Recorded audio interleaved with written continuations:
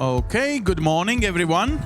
My name is Ansis Bogustovs. I am just a moderator or journalist. I don't understand all the niceties of your program, but I still want to keep things simple, run around with your comments, with your inserts, provoke discussions, so to try to establish a lively debate also. Since we are in a midterm,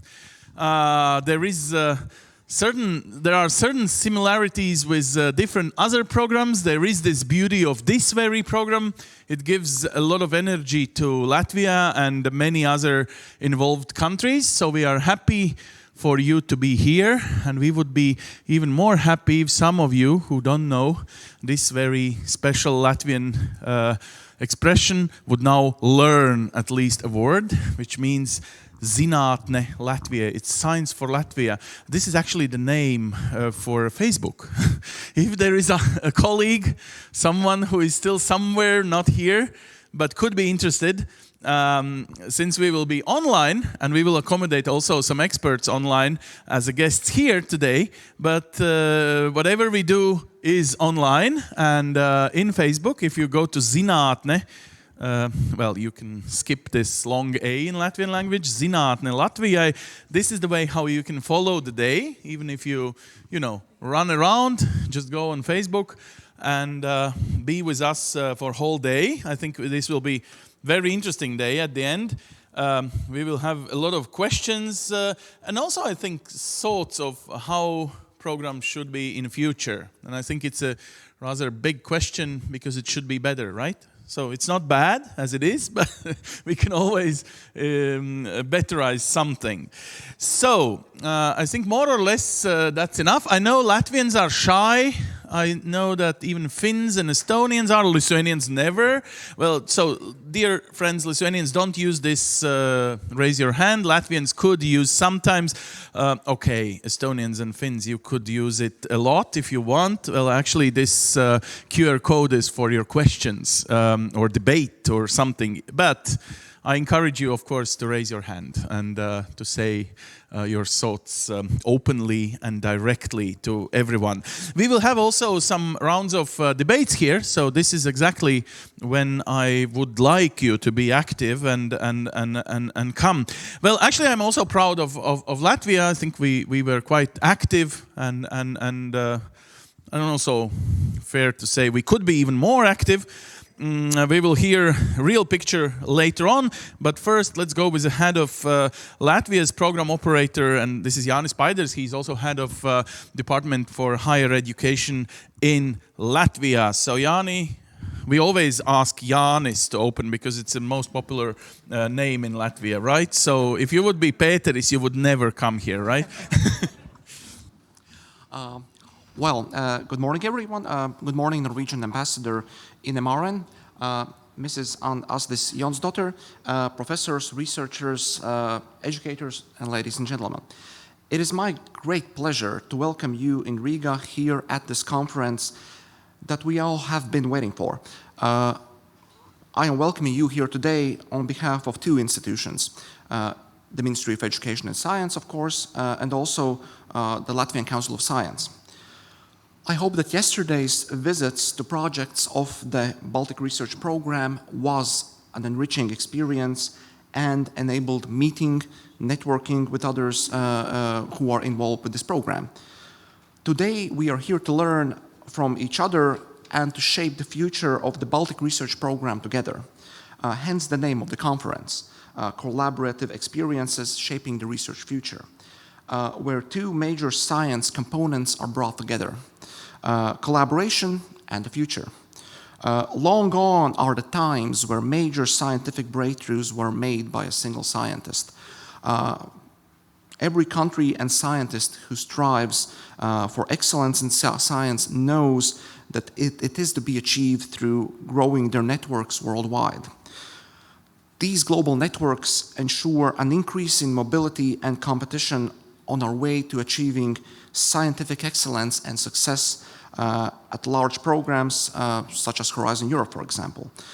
Let us not forget the simple truth that science and education is the key element to progress, meaning that we need to produce knowledge, to innovate and adapt better to changes and challenges we face today and that we will face tomorrow. This brings me to the Baltic Research Program, where a unified approach has been taken to do research in the Baltics, collaborating with Iceland, Norway, and Liechtenstein. We have these diverse and vast priorities under which 27 research projects are carried out. And in our view, each participant of each country brings something special to the table.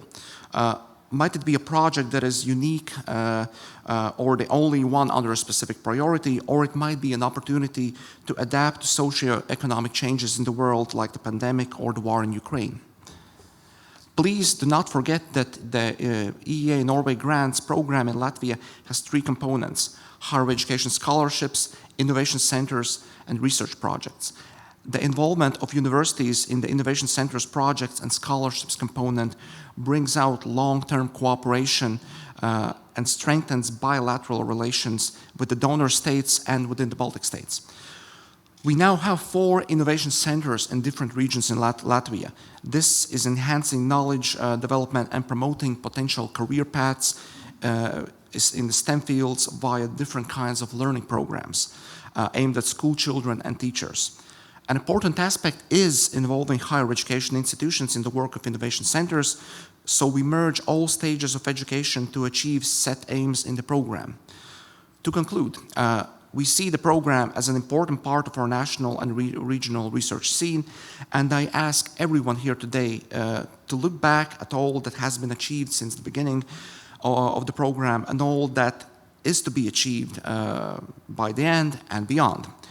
I encourage every participant at this conference to engage in fruitful discussions, bring forward your experience in the program and outside of it, and most importantly, bring forward new ways to interlock education and science even more in the future. Thank you all, and may you all have a great conference. Thank you. Thank you. Well, nevertheless, I still remember the time when the programs like this, and not only this one, in different aspects of our new status of being a member countries of a larger European community, we've got this kind of struggle even to take all the experiences, everything. And I remember especially our beautiful friends and donors from Nordic countries were encouraging us always to take these standards. So my question to you, Ambassador, is by inviting you, do you see that during this period of the program, or even more in the future, you will learn at most also from this beautiful part of the Baltic Sea, for example? I think this is a mutual thing. It's not always, you know, accepting and of course admiring and fully happy with different aspects of Nordic cooperation and each in this aspect, but it is more and more of mutual learning, isn't it? So I hope at least this is part of telegram from the Swedish king, Norwegian king. Well, you can read both. Why not? Because, I mean, if they are sending us a special message, or this is your message, please, I invite Ambassador Ine Maring, Ambassador of Norway. And nevertheless, Norway is the most important part in this, right? Even though I know there are Iceland's and Liechtenstein's money as well involved. So please. Thank you. My name is Ine Maring, and I'm the Norwegian ambassador to Latvia. To answer your question first, and it's not with a telegram from the Swedish or the Norwegian king. Yes, of course, this is a partnership, and there is definitely a lot we still have to learn. And I like to quote one of my professors, and that's quite a long time ago, but he always said, the day you stop asking questions, that's the day you're not going to learn anything more. So, honorable researchers, ladies, gentlemen, partners, colleagues, let me start my opening words by quoting a Norwegian explorer, scientist, diplomat, and human rights defender, Fridtjof Nansen, who said, "The difficult is what takes a little time, the impossible is what takes a little longer. And I am aware that I'm standing in front of the leading researchers of the region, and thus many of you know exactly what Fridtjof Nansen meant. Over the course of our human existence, many a thing has been thought to be impossible. For example, eliminating diseases like malaria, or the wider exploration of space. All the seemingly impossible achievements were a result of a step-by-step approach, a cooperation, mutual, not always moving in the right direction, and of course, cooperation, partnerships. It is exciting to be part of the Norwegian-Latvian cooperation, which through the EA Norway grant is bringing the future closer to us. And in the current period of the EA Norway grants, our research-related cooperation goes in 3 directions, also as Janis pointed to. And I want to say a little bit about those 3. And also, on a personal note, of all the EA Norway grant projects and cooperation I visited, the research is very close to my heart. So the number 1 is the cooperation within the Baltic Research Program, familiar to all of you. And the Baltic Research Program was established with the purpose to create a regional research hub and to promote cooperation between research institutions in the Baltic states and Norway, Iceland, and Liechtenstein, as well as to enhance performance of the region's research internationally. And the approved collaborative research projects in fields like smart materials, biotechnologies, and smart energy are finding solutions to various challenges in the Baltic and European Economic Area region. And number 2, fostering the future researchers of this region. And for this purpose, the 4 regional innovation centers in Latvia, that is Cēsis, Daugavpils, Ventspils, and Liepāja, have been established over the last 4 years. And the reason the last one in Cēsis opened just a couple of weeks ago, my deputy was actually there and taking part in the opening of that. The centers aim to promote the development of children and youth's interest, competence, and careers in the science, technology, engineering, and mathematics. Each of the centers have their own specialization in the field of STEM.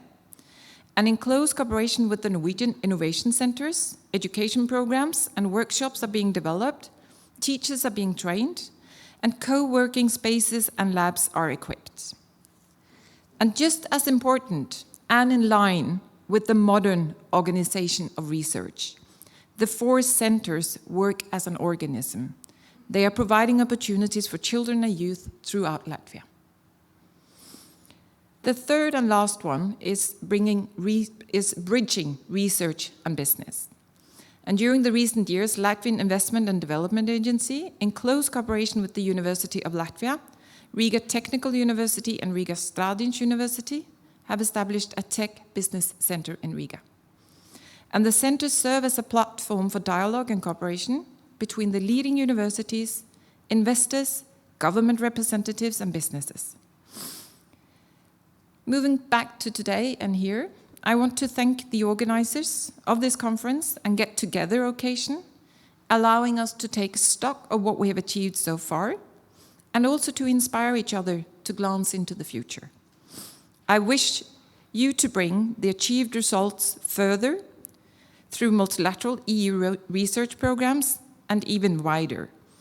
And let us aim for the horizon of Europe together. I wish you all the best of luck in continuing and widening the established research cooperation. And as a final encouragement, keep making the impossible possible. Thank you. Thank you. Thank you. This was very good quote. We will use it many times during today, okay? Now, there is a science of triangulation. So whatever you want to measure, it's actually better to take at least 3 positions before you do it. And I think the beauty of this program is exactly, if you think about the Rhine River, which starts exactly near Liechtenstein, if you think about far inside in the ocean where Iceland is positioned, and you think about, of course, Norway, which is also a different place. And I think exactly this will be now probably phenomena described by Asdis Jonsdottir, you are financial mechanism officer, actually positioned in Brussels, right? So by supervising this program, I think that's right place and time to say how happy you are with so far achieved things. So please.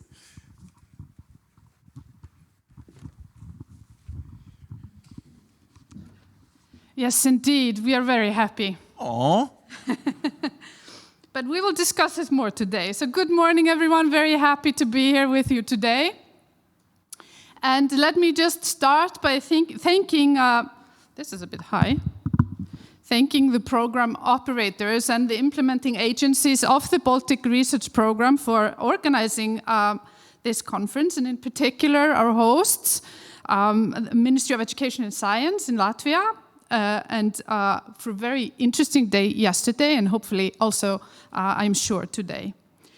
I think this midterm conference is a very important milestone in the progress of the Baltic Research Program, which will end next year in 2024. The first call was already launched in 2018, and the projects are now in their final stages. And I think this is hence a very good time to stop and ask, how are we doing? And are we progressing towards our goals? The overall aim of the EEA and Norway grants is to reduce the social and economic disparities in Europe, and also to build relations between the beneficiary states, in this case Estonia, Lithuania, and Latvia, and the 3 donor states, Iceland, Norway, and Liechtenstein. And we could ask, what do these overall objectives mean in the context of research in the Baltic states? And by supporting research, the EEA and Norway grants seek to enhance science as a driver for new growth and earning power, and also to strengthen our common capacity to deal with societal challenges.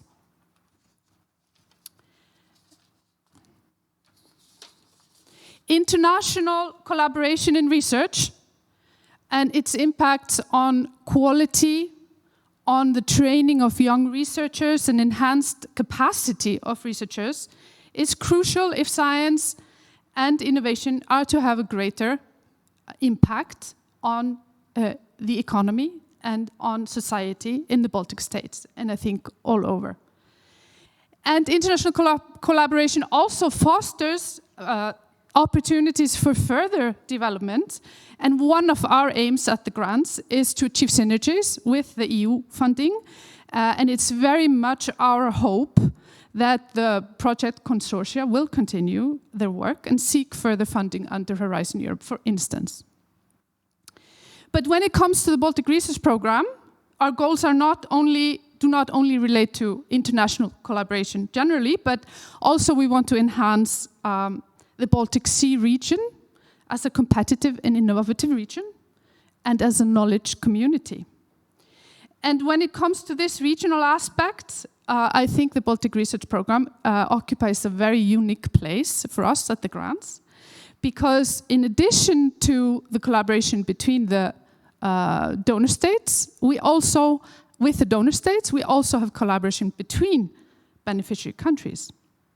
So later today, we will see some preliminary results of how the program is doing and how it's moving towards its goals. But I think that even before hearing the results of the preliminary results of the evaluation, I can testify to the very positive impact that we're already seeing, not only on the projects that we're able to fund, but also on the collaboration on the administrative level between the research councils and the ministries and with the program committee as well. So I'm very proud of the impact we're having on research collaboration, and I think the Baltic Research Program is certainly emerging as one of the grant's flagships. So let me use this opportunity to thank the program operators and the implementing agencies for all their excellent efforts and good work. And also let me extend thanks to the program committee for their engagement and input, which is very important for the quality, I think, of the program. So very much looking forward to our presentations and the discussions today. And I wish you all a very enlightening and interesting conference. Thank you.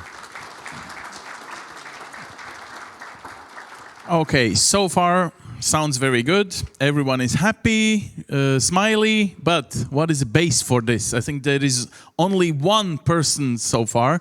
Well, he will share, he will be with us. Why the results are good or even best possible. Jonas Antonavicius works for Visionary Analytics. He was tasked, and here is his midterm report. So, Jonas, the clicker is here, and the truth is in your hands. Hello, everyone. My name is Jonas, the equivalent of Janis in Lithuania, actually. And me and my colleague, Orinta, we are very happy to present the first insights from the evaluation of Baltic Research Program. Are the slides going to come up on the screen? Oh, yeah, here it is. Okay, so today we're going to first of all provide a very quick overview of the objectives of the evaluation and methodology that we used, and then we present initial results on effectiveness and initial results on coherence, and very briefly present what's coming up next in terms of the evaluation timeline. The keyword here I would like to stress is initial. Our research is still ongoing. Data collection is not complete, so although we see some sort of traits, but please treat this as preliminary. So, the objectives of our evaluation is to evaluate coherence and effectiveness of Baltic Research Program. So evaluation focuses really on two evaluation criteria, effectiveness and coherence. And we are not sort of evaluating every project in very great detail. We focus more on a macro level, on a Baltic Research Program level, and seek to present findings about the whole program. We are gathering insights, first of all, based on the beneficiary survey. So the survey is still running. We are targeting it at all the project beneficiaries, so both project promoters and project partners. So this is, I also like to take this opportunity to encourage everyone, all the participants who still haven't completed the survey, please do so. This is a very useful tool for us to gather important insights about the project that we could then synthesize into the findings about the whole program. We're also, of course, doing some desk research, mainly focused on analysis of Baltic Research Program documents, reports, also projects reports, and some additional academic sources. We've also already done 13 interviews with program operators, implementing agencies, FMO, Research Council of Norway. But this is still not all. We are also planning to do some additional interviews with the program committee. And also, we're going to do some survey follow-up interviews with project beneficiaries. So some of you will hear from us in the coming months, asking to provide some feedback about your experience. And finally, we have implemented network analysis at the institution level to see what are the links between different institutions in the program. What are the main hubs, who cooperates with whom, etc. Yeah, and now moving on to preliminary results. And first of all, my colleague Orinta will focus on effectiveness part. Hello, everyone. So I will start with the current status. So the current status that I'm telling here is as of 2022, December, the most recent comparable and official data. So we are looking into the progress in reaching out the BRP outcome, so enhanced performance of Baltic research internationally, and also the progress in reaching out the BRP output, so the knowledge of research shared. So it is evident that all Baltic countries largely exceeded the target towards the number of researchers supported. As you can see here in the slide, Estonia exceeded it by 500%, Latvia by 241%, and Lithuania 235%. However, the achievement for the other indicators, mostly for the RP outcome, is still lagging behind. One important thing is that we are still waiting for more data to come to get the most recent information, because this is, as I said, 2022 December. And of course, one of the main reasons is that the projects are not done yet. The program is still ongoing. So for the effects to come in, some time needs to pass. So we're waiting for this. There are some other additional smaller reasons behind this, but I maybe will not go further into this.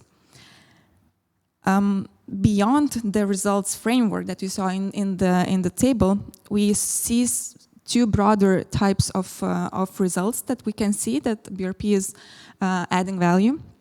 So one of them is strengthen human resources. So Baltic Research Program strengthened competences of program operators, implementing agencies at the program level, because they can, the Baltic Research Program is like a platform to communicate, to learn from each other, and to have this opportunity to work together.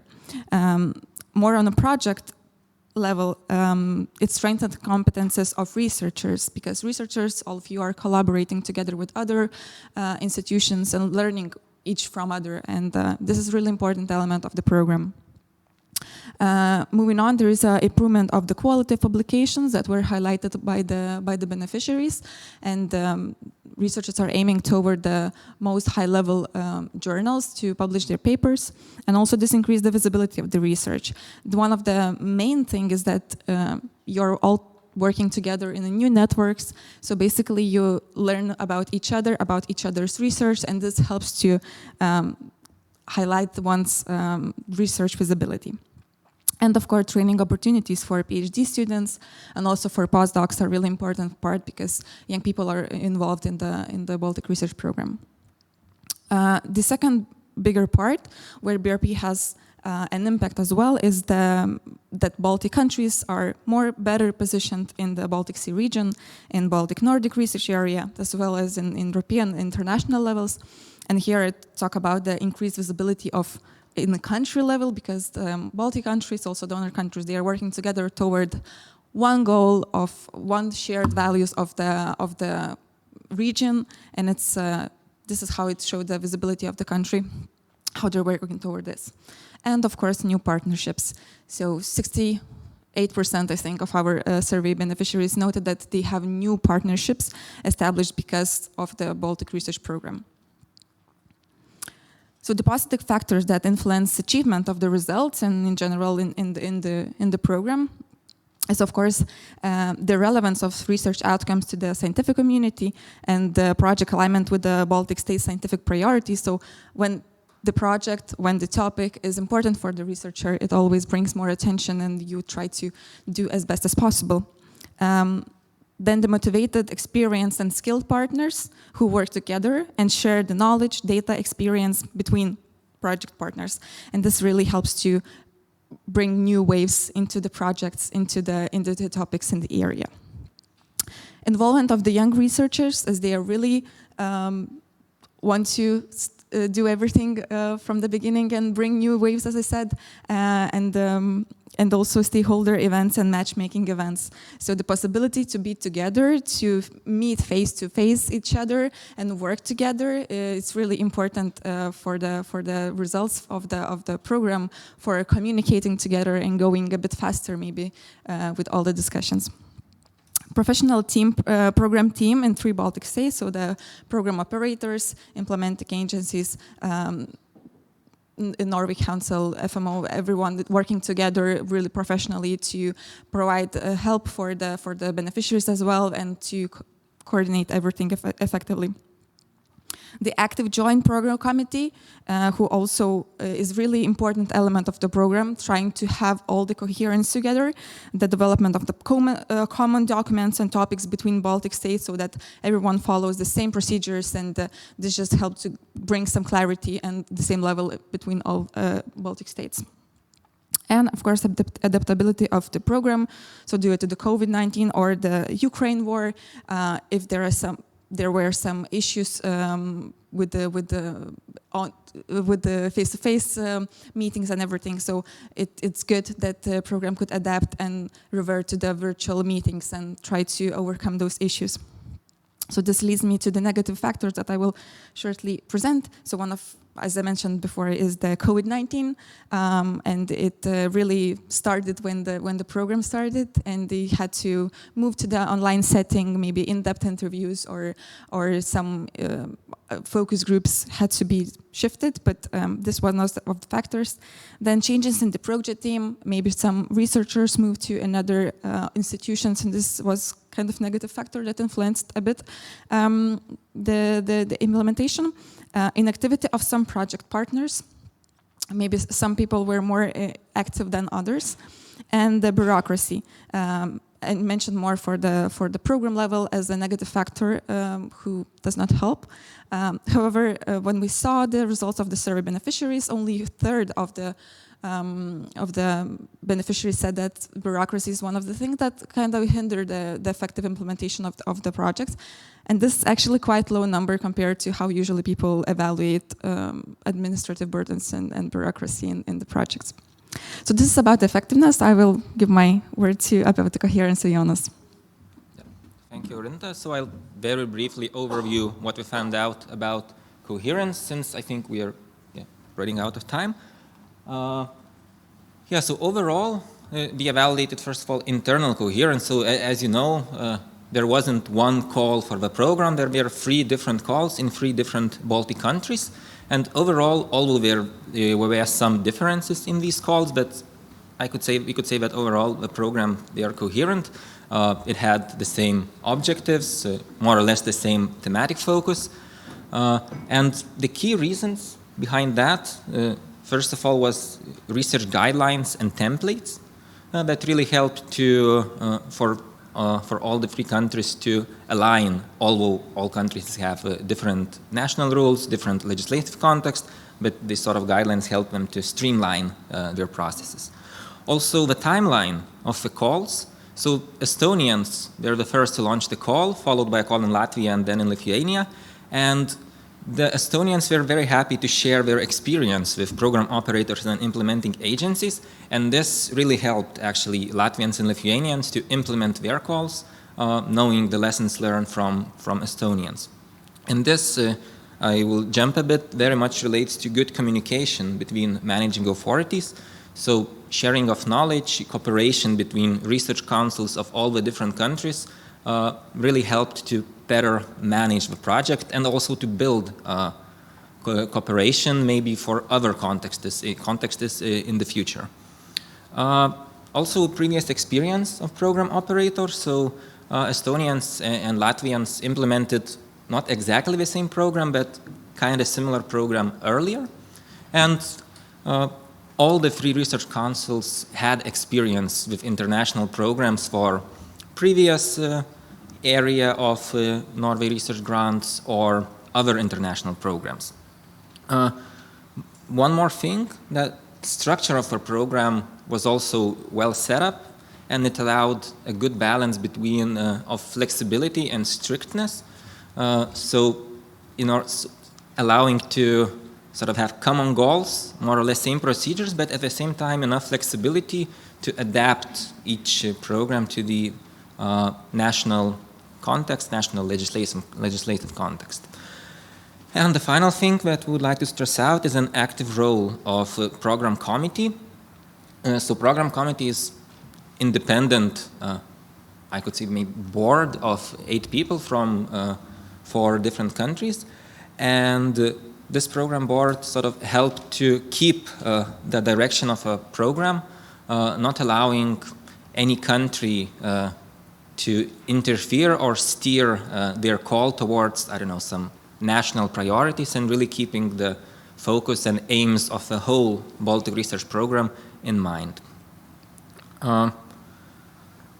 Also some findings on the external coherence, although we sort of still haven't did a very in-depth research on that. But what we already see is that calls of Baltic Research Program, they are in line with the national initiatives. So what we can for sure say is that they do not interfere and there are no duplications. So the focus of cooperative element really very well supports the national calls for strengthening research capacities. Also, there are some synergies with other regional programs like Baltic Sea Program or ERANET. And finally, one of the important things, and Asdis also mentioned that we already see some examples. They are the consortiums formed in the Baltic Research Program, or part of the consortiums are bidding for the Horizon Europe calls. Some of the applications, they are unsuccessful, some are successful, but we can already see some action here. Yeah, and finally, the next steps. So as I mentioned, we are still implementing our research. And the final report should be, we are aiming to finalize it on February 2024, around February. And the final results of our evaluation will be presented at the final conference of Baltic Research Program in autumn 2024. And the conference, I believe, will be in Vilnius, if I'm not mistaken. So already an announcement about conference. Everyone is very much welcome in Lithuania. And that is it. I don't think we'll have a time for questions now, but we are very happy to answer your questions during lunch break, during a coffee break, or you can simply just drop us an email. So, thank you very much. Okay. Even if Jonas wants to skip, we can stay with questions here if there are some immediate ones. No, rather comments will follow. Thank you, thank you. You will receive a small present now. Don't run away. Thank you for your inserts and job so far, but it's not completed, as you know and we know. Well, the nicety of Latvians is always to be a little bit skeptical. So let's see how skeptical there is a point to be or not. I'd like to invite some of you, the members of this everyday job, to do your own evaluation, maybe different one. From what we heard here. So Mr. Rune Vistad, the Director of Department for International Cooperation from Research Council of Norway, please take your position here. You may choose which one you like. There is no special order. I'd like also to invite Miss and Professor Dr. Maija Dombrava.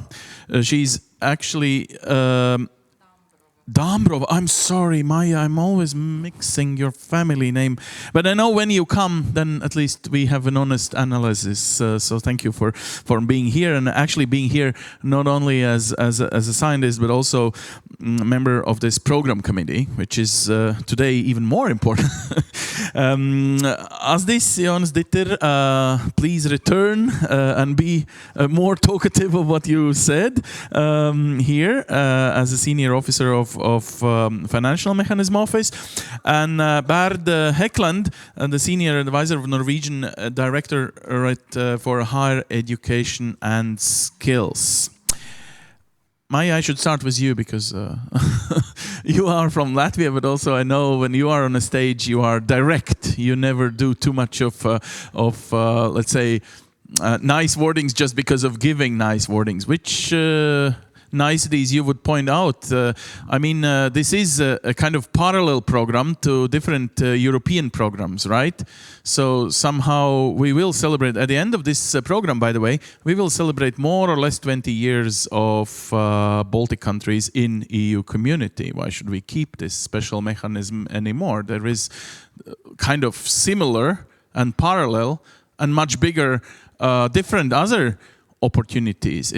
There is a certain logic, a beauty, a booster mechanism for our region to keep this program as such? Yeah, it's kind of, I can share also my personal experience because I did my PhD not in Norway but in Sweden. I came back to Latvia and I hope that I have impacted the scientific area in biosciences in Latvia by doing that. So I think that this sharing experience is very important. One more thing is that also when we go for those project applications for Horizon Europe, of course, we will not be funded just because we are from Baltic region. We have to be excellent. This is always like that. But to write impacts part in a really very good way, you have to understand what you can bring to community. And for that, those Baltic priorities can help us to shape those proposals in a very practical way, by the way. On the other hand, it's always this balance for excellence and inclusiveness. And also, like we discussed this morning and yesterday about supporting not just researchers and not just people in Riga and other cities, but also in periphery, and maybe it's more important for those educational programs. But I really do see the importance of those regional programs, because all regions in Europe have something like that. So it is a bit more like, again, we can say that it's like some special farm for getting stronger. But on the other hand, why not to use this possibility? And I think that regionally, especially with new challenges in the world, there are more and more questions that are common for all countries in this region. Thank you. Yeah, thanks. I think it's quite obvious that we need more research, not less. Okay, we need more research, not less research. Sure. We have a lot of common challenges in the world, so I think international cooperation makes a lot of sense. We have the same challenges, we need to find common solutions. We will always be better when we are cooperating internationally, be it regionally or even beyond. So I think, it's quite obvious that this actually makes a lot of sense. Now, it's a novelty within the grants to have sort of this regional setup, which I think is very interesting. It has been difficult previously, because I actually have a history in the FMO as well, to get this cooperation within the grants across the borders. And this has really worked, so I can see. And also from sort of the preliminary results of this evaluation, you see that there is a coherence in the region with the national policies, but there are also coherence with what's happening in the EU, which I think is interesting. And I also think it's quite interesting that there has been consortia that has been built that are now applying for the Horizon Europe, which I really think is a good result. So, if we have a kind of special regional booster for our even better application Horizon, so I should see in statistics by my Lithuanian colleagues that only this region itself could be, front runner for Horizon programs, and I think I don't see this in statistics. I mean, if there is a kind of preparatory something, trampoline. Yeah, I think we are going to discuss, what next, and I think that is actually something that should be focused on in the future, because, I see that EA and Norway grant is like, if you compare it to the football scene, it's like Premier League, but then we have Horizon Europe that is Champions League, and it's really good to try to pave the way for sort of consortia building that will actually succeed in Champions League. Okay. But we are seeing it, that, the evaluators saw that there has been some proposals stemming from this cooperation, delivering bids for Horizon Europe, and we see that also in other beneficiary states that this is happening increasingly, which I think is very good. I'm so happy that I cannot poison your optimism, so that's good.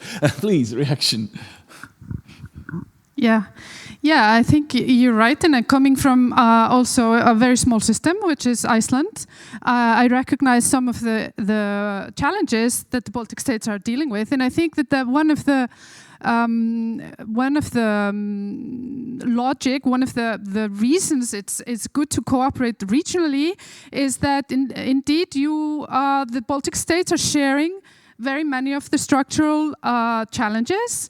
There needs to be a boost in investment of in R&I, and there is little growth over time, low international exposure of research institutions, and lack of ties between businesses and academia. This I know very much from Iceland. We have the same issues there. Fragmented public research funding certainly also sounds familiar to me. And so when you say yes, you don't see the statistics when it comes to Horizon Europe. I mean, it's about supporting also and building on the research ecosystem, which is a prerequisite for sustainability when it comes to an impact of research funding. And so I think that's very much one of our goals. And I think that also enhancing cooperation between the research councils, and this we're also already seeing is very, very good with the exchange of knowledge, of best practice, and this is also important to enhance the ecosystem. So it sounds it's not time to cut the program. So we should keep it. It should be like this small, regional, beautiful for rather smaller countries. I know Norway is not a small country in this kind of family, but still that there is a regional base for this. There is a, logic to keep it like this, even in, next 10 years? Yeah, well, we don't know. There is still uncertainty about the continuation of the EA Norway grants. So would you like to cross your fingers that the uncertainty stays with the program? Absolutely. I mean, there is money. You can put it in a kind of different fund and enjoy, No, I think the first indications from the evaluation are very positive. So yeah. Good. Okay. Everyone is positive. I'd like to ask you, being an expert in this field, we kind of focus on cooperation, which should be boosted and something, but in the science, and especially you guys from Sweden and Norway, where we always hear these good news of excellent scientists being awarded with Nobel and something, you are kind of probably having some thoughts that maybe in the next decade or something, we should rather focus on excellence instead of just cooperation. I mean, good cooperation is always good. I mean, we are small, beautiful, good neighbors. Well, of course, we don't have wars in between. I mean, cooperation is natural. Where is excellence? Well, I'm probably not the right person to answer on excellence of research, because my involvement is within the educational part of this collaboration. I have experience from 9 educational programs across Europe. And I think that to the first point of regional cooperation, I think one of some of the major elements that have been challenging in the program is predictability and standardization. And I do think that what has been achieved through the Baltic research program is this first step into a regional collaboration, which is extremely important and much more efficient tool than the sole bilateral cooperation that we see in most other fields. So within this financial mechanism, I think this is a very good step. When it comes to excellence, yes, I do think that Norwegian and Swedish researchers have a lot to get from also the Baltic states. I don't think this is where the challenge lies. It's about getting connections. I think our countries are similar enough and different enough to have a lot to gain from each other. Okay, so why to call it Baltic program then? Let's call it Nordic program. I mean, we want to be part of Nordic. You know it, guys. Why don't you accept us now in this science program? Why should we call it still Baltics? I mean, emotionally, we want you to call us Nordic. Not only Estonians, but Latvians and Lithuanians as well. I know Estonians are here. They are unhappy. Yes, please, you will accept us. Yeah, I think that's a very good idea. You know, you could call it a Nordic program. You know, it's a joint cooperation between Nordic countries, so why not? So no problem there. I just wanted to pick up on your statement on excellence. Why don't we focus on excellence? We do focus on excellence. There's no contradiction between cooperation and excellence. So this is one of the assessment criteria for actually getting funding. And these projects that we fund under these programs, they're quite huge. I think they are sort of roughly €1 million in average, lasting 3 years with quite a few partners. And you know, excellence, impact, implementation is sort of the evaluation criteria. So I think that we are already meeting there, and it is a Nordic cooperation. So good. Happy to hear it. Maya, please. I have a provocative thought. I know that it's chicken and egg question, but are those being already successful in Horizon calls getting this Baltic money, or really this Baltic program is as a trampoline for Horizon Europe? Because it's kind of the same people appearing, the same names here and there. And it's a bit related also, maybe it's the next question about those similarities and differences in the calls. Of course, if we follow those like thematic priorities important for the region, then the calls are kind of similar. And then what we get, this is my opinion as program committee member, that the same consortia apply in all 3 calls. Which means that it's, again, this question that sometimes if we have those islands of excellence already, then they get kind of everything. but again, this is, of course, question about the evaluation criteria. Yeah, if I may respond to that, you know, as I said, I worked with the grants for 10 years. And then it was all about reducing social and economic disparities across Europe. And then I moved to the Research Council of Norway, and then sort of this, then we were just focusing on the best. It was not sort of getting everybody in. It was actually about excellence. And that's a thing about research, that you actually do focus on excellence. So I'm not surprised that you see the same people applying to Horizon calls that are applying to EA and Norway grants calls. At least I see it from the Norwegian participants, that it's the very best actors that are sort of managing to get through internationally. But here it's also to get the best to meet each other, to build these consortia that can make them able to actually win through an international competition. So to my mind, I think it's both necessary and natural that it is the best that are cooperating together, because we are focusing on excellence, and we are sort of funding excellent research. Yeah, as this, I'd like you to react on one point which somehow contradicts in my mind. The people who give the money, the governments, they say that this should be a booster for economy, right? We heard it, actually you as well told it, not only ambassador and representatives from ministry.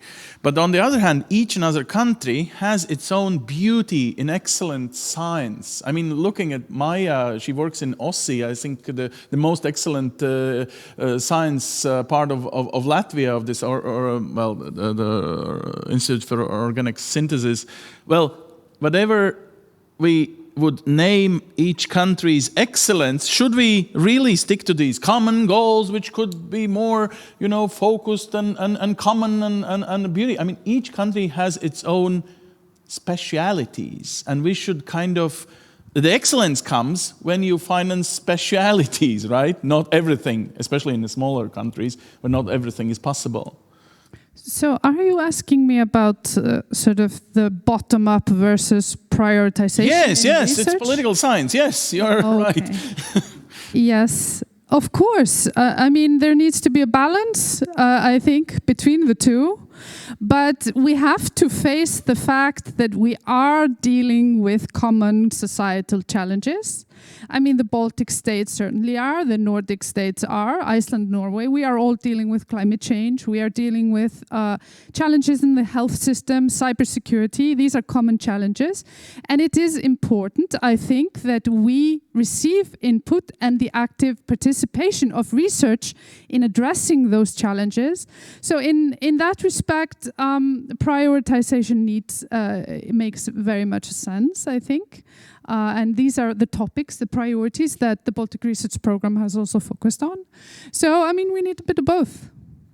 And what about this kind of, in Latvia, today's news about science is a kind of bad news. They didn't came to this conference because they were focusing on the state controls report that for the last decade, the money, and it is more than $1 billion of euros, was kind of inserted into coherence in between you guys, scientists, and commercial, whatever field, and was not as successful as they wanted. And they think that the money was wasted. So what about this program? Should it be more focused on these kind of commercialization, the things that could be, beautiful solutions for climate change or something? Or should it keep this nicety of the sciences as such, of researchers being free and, think what they want to discover and focus on their needs and thoughts and dreams? So here I think you're asking me about the basic research versus applied. Again, there's a need for more or less the same balance. Yeah, no, I mean I think that also in the project visits that we went to yesterday, and in our previous project visits, we've also seen that there is a blend in the program. So very many I think of the projects are actually dealing we would consider them as applied research, and they're dealing with very concrete problems, very concrete issues, but we also, and both are needed, because basic research is also very important to train young researchers, and also we cannot anticipate all the problems of the future, so also we need the bottom up. Mm-hmm. Okay, yeah, reaction. Yeah, and of course it's all about money and how much you have available. For example, in Poland, we have also a research program, and there you have one applied research program and one basic research program. So you have the blue sky research in one of the programs, and the other one is more thematically driven, where you have sort of described the challenges up front. So, of course, if the next time, because there will be a next time, I can say that. Okay, good. Thank you. Good news. But it will probably take some time. And that's so. Of course, if it's decided that you use even more of the funds going in this direction to research, you can have two regional programs, one for applied and one for basic. Aww. Welcome that. So the money will be not only there, but even bigger, sounds like. Good. That I didn't say. Okay. I will interpret it. Yeah, and for a cause like that with several partners in the consortium, some of partners may be a bit more fundamental, some are more experienced in applied research, and this means again this mixture of expertise, which can and we can learn from each other. And coming back to this excellence and Horizon Europe, for example, calls and this program, thematic areas, I think that it's good that those are related, because it's really some way further in future with new funding from Europe. On the other hand, this program is a possibility for all our countries to try to solve our questions faster, because we don't have to work with work program of Horizon Europe to get our priorities in there, and we can formulate them here, see how it works, and then propose this at the European level. But anyhow, so I think that this mixture of different expertise areas, it's one of the strong parts for the research. And the ambassador in the opening said, or no, it was not ambassador, it was our official person, that two important things are collaboration and future. I absolutely agree, but funding is the third leg that's needed there. Of course, yeah, thank you. Now, Mr. Hekland, I'd like you to elaborate a little bit of this feeling in the background that we could be better in this synergy of higher education part of this beautiful program. So what should we do? I mean, let's be honest. There are some rooms for improvement, the better numbers. How happy you are from 1 to 10? Well, there is room for improvement, certainly. Yeah. And we see that on the educational part of the program, it has been less regional than what is the case for research. I do think that overall, all across Europe, we see a strive to connect research, education, and innovation. And everyone agree that we should do it. Everybody see that something is lacking, but we don't always see how to fix that. And so we have to move beyond the statement, this is needed, to find practical solutions. I do think that in some cases we have done that. We have integrated research funding and funding for not only mobility. Education should not only be some mobilities of researchers and students linked to research projects, but it should also be cooperation on how to develop new relevant programs on master and bachelor level, how to develop new ways of teaching, looking at all the new possibilities within technology, distance learning. So there are many possibilities that are not yet exploited. And I do think that within this program, we see that if we are going to have educational components, they have within a research, mainly a research program, those have to be integrated. Those have to be part of the actual goals and not only be something that comes in addition. I do think that we have seen very good results with a predefined project with innovation centers in Latvia. That is a way to explore further and see how this can be linked with close cooperation also directly with research projects. I do see that we can look upon different levels of education. I'm not only into higher education, also vocational education training. There are many possibilities on a wider angle. But it's challenging to do things across sectors because we are very sector-oriented, or very oriented to do our things. And it takes a lot of energy. And there are different... It's complicated to do things across countries. There are different regulations. There are different regulations on different levels of educational research. So finding ways of cross-cutting those challenges and finding things that is giving mutual benefits, that's a big task for the program. I agree with Bort on this. We need to look at the lessons learned when it comes to the synergies that we were certainly hoping for. But I would also like to say, I mean, Bort is right. There's a lot of discussion on how to integrate better education, research and innovation. But on the project level, we also need to acknowledge that there are a lot of synergies there. We are training young researchers. We are certainly doing research-based innovation in this program, and we are doing excellent research. So I think that also we can lift this and make this more visible, that actually within the projects there's a lot of synergies. And then I would just like to ask Rune, you have some access to some backrooms because you seem to be confident that we will have a next program. Whoa. But now it's political. But just stressing that we really don't know about the future, because there's still uncertainty about the conclusion of the negotiations. But if it was up to me, I would certainly agree with you, Rune. I'm just basing it on experience. It will happen sooner or later.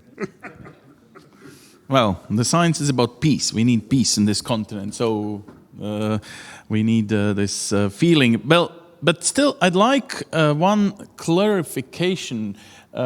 When you, Bard, you told this kind of wish, I'm just thinking about the typical Latvia's, for example, just the country I know the best.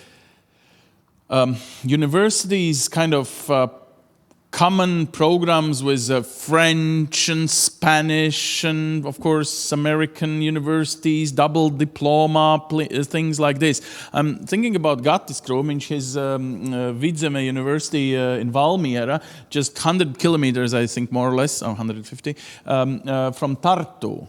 So you would like to see that the next common diploma is issued under this program created as a special something in between these two beautiful universities? You want more coherence of, well, don't call to Paris, call to your best friend over the border here. Well, across Europe, we definitely see collaboration on joint programs, like Erasmus Mundus, for example. Yeah. We do see joint degrees to some extent. We see double degrees, but you don't always have to make formal joint programs. I do think that there is. What I see from Norwegian higher education sector is that in the last, let's say, 10, 15 years, education has gone a long way from being something you do on the side and more or less is doing in addition to your research, to something that is really discussed how to do good education, how to use your research into education, how to develop the way of teaching. And I think that there's a huge potential to learn from each other and to do things digitally, through physical mobility, through development of courses, to learn from each other, and to link this to research collaboration. So the starting point can be individual researchers meeting at conferences, developing that. It can be the opposite way. So there are multiple ways of doing this. But I do think, yes, there is a potential, and I do think that there is a potential between a country like Norway and the Baltic states, just as stated before, because we are similar in some aspects and not, but I mean, we are both similar and different from each other. So there is a possibility to exploit that. Yeah, let's exploit this. Gati, can I involve you actually on reaction? Oh, you have even a question. Okay. Of course I have. Please, Yeah. maybe do you see more of this opportunity that this kind of much smaller program, but still with more or less the same friends involved, is actually even better than this Erasmus, which is big? Okay, I will start with introducing myself. So, Gatis Krūmiņš, senior researcher at Vidzeme University of Applied Sciences, member of European University Alliance Udrus. So we're part of this European University initiative, working very close with partners. And yes, what we're doing here in this program, we're leading project Baltic 100. We're leading two biggest elephants in Baltic, so Tartu University and Vilnius University and Norwegian School of Economics. And yes, size is not so important that we see, but I have a question for you, because I'm a historian myself, but I'm looking always to future. And my question is to you, because this topic is about future, what to do in future. And my question is, if we, all of us, will jump, we'll sit in time travel machine and jump our 10 years in future, so, and spend some time in 2033. Okay. And then return. What will surprise us? What will be different after 10 years? Oh. You can mention everything. It can be nature, people, society, maybe geopolitics, yeah. So, but what will be different, yeah?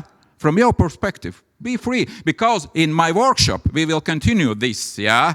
And you already are more prepared for this. Sounds like so, advertisement rather than a question. But okay. Yeah, but please, yeah. After 10 years, what will surprise me or you? A question from historian, huh? Futuristic question from history. Future-related historian, yeah. Yeah, super trooper. So, and can I add to this? Maybe there is something that should be better solved as a possible problem, but instead of naming it as a problem, we can use this, beautiful prospect of this very program to really, improve it. No, but first we should imagine future, how it looks like, yeah? And then try to somehow solve some future problems. Because, I will continue, yes, because like historian, in end of 19th century, one from biggest problem in big cities was horse manure. Because in all cities were hundreds of thousands of horses. How to solve this, yeah? And they asked scientists what to do with horse manure in future because cities will be bigger. And what was solution? Cars. Already in next decade. So we cannot try with our program solve some past problems. We should imagine future. Wow. Yeah. What an interesting and simple task. Okay. Okay, futurologues on the stage, please continue. Okay, I'll first of all, less cars, I hope. The ones we have, electrical. Okay, but apart from that, talking about this session and research, I hope that Baltic and Norwegian researchers are even more active at the European scene, that this program, I think it will be operational. I think probably the projects, we are probably at the same sort of conference in 10 years' time as we have now, talking about results.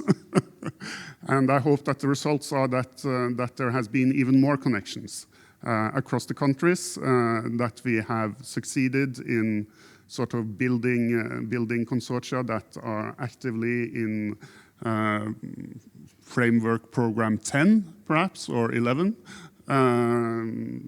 that we have really paved the way for that to happen.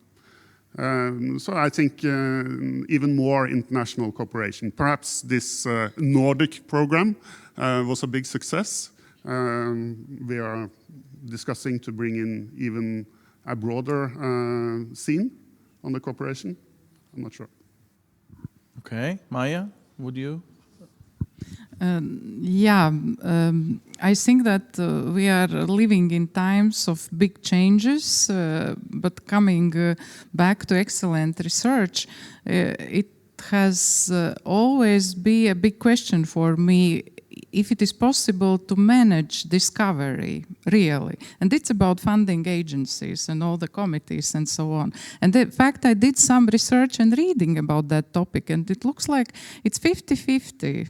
If some manager is following researcher and asking questions about funding and the reporting and key performance indicators and so on, or just letting this genius, maybe person, for some time and thought.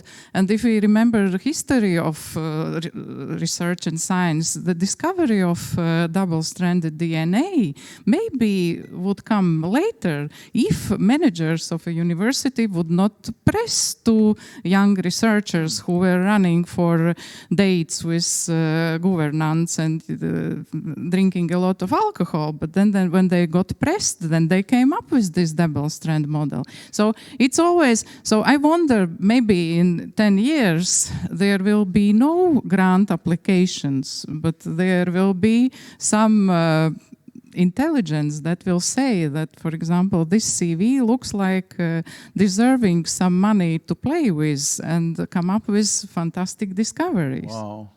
So for those, can I read a message, very direct message to those who are administrators of science? You want them to be more nasty than they are. So to pressurize scientists and to provoke this Okay. Okay.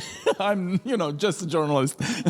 Please, your reaction. Yeah, I think, thank you for the opportunity to think ahead. We don't do enough of this, I think. But I think, we can certainly imagine the future. And I hope that all of us do this, but we cannot predict it.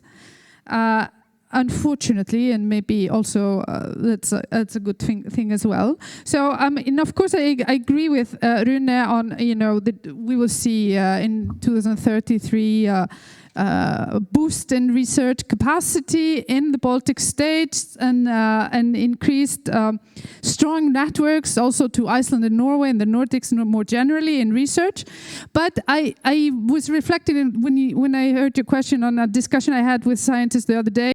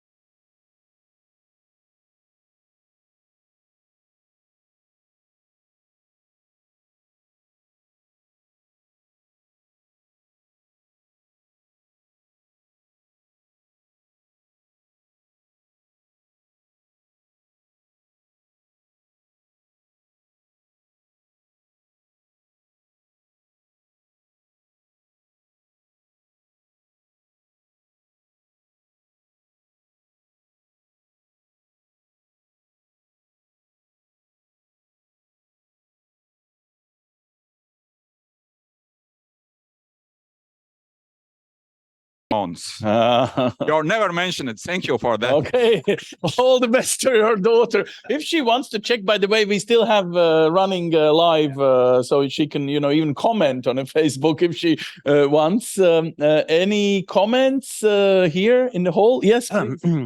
Hear me now? Yes, we do. Okay.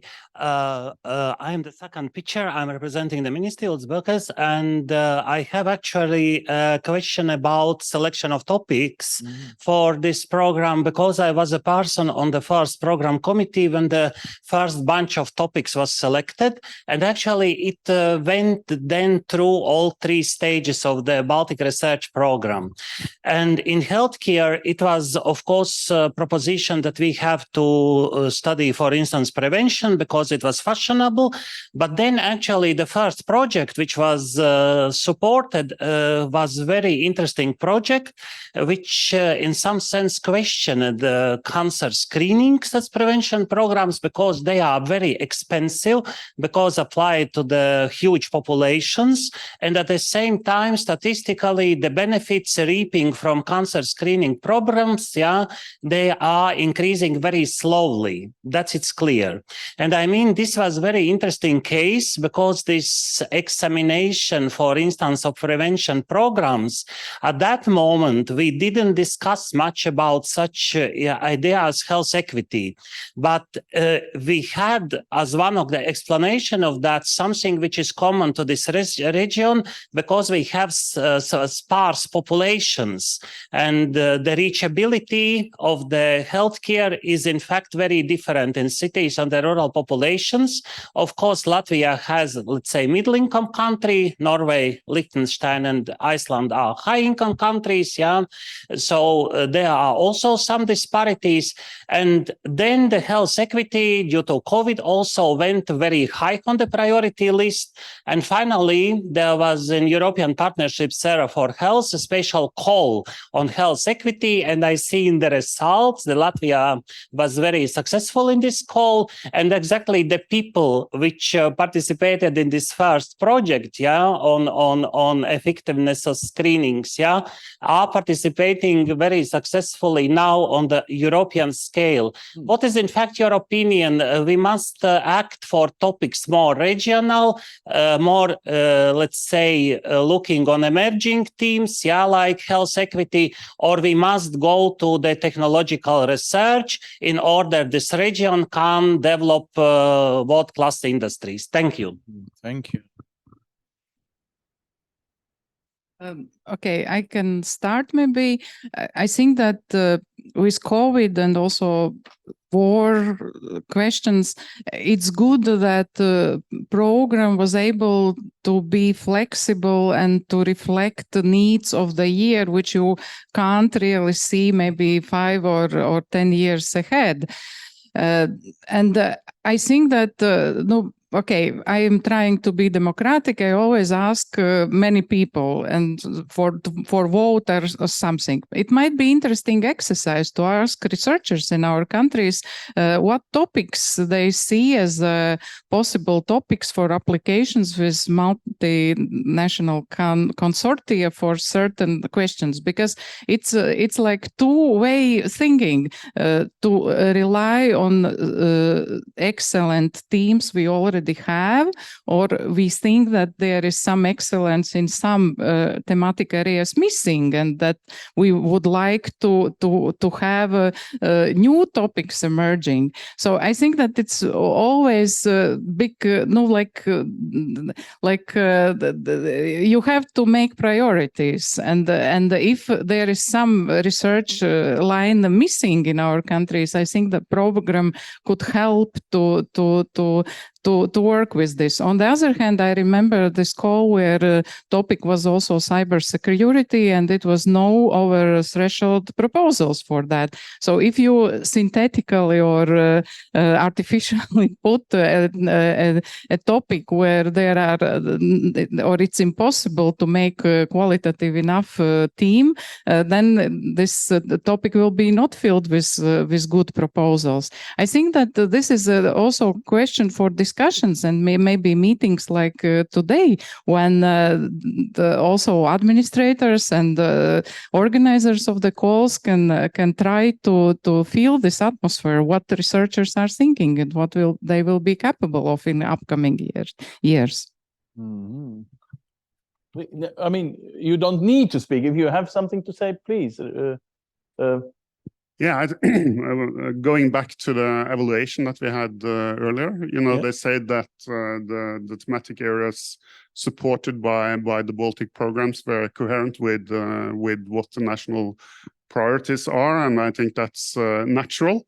There was stakeholder consultations when this program was designed, so researchers and entities, they had their say in what the program should focus on. And I also see, looking at the thematic fields that has been supported in these 3 programs, that are also very coherent with the clusters in Pillar 2 of the Horizon Europe, which is no surprise because we actually do have common issues that we need to address pan-European.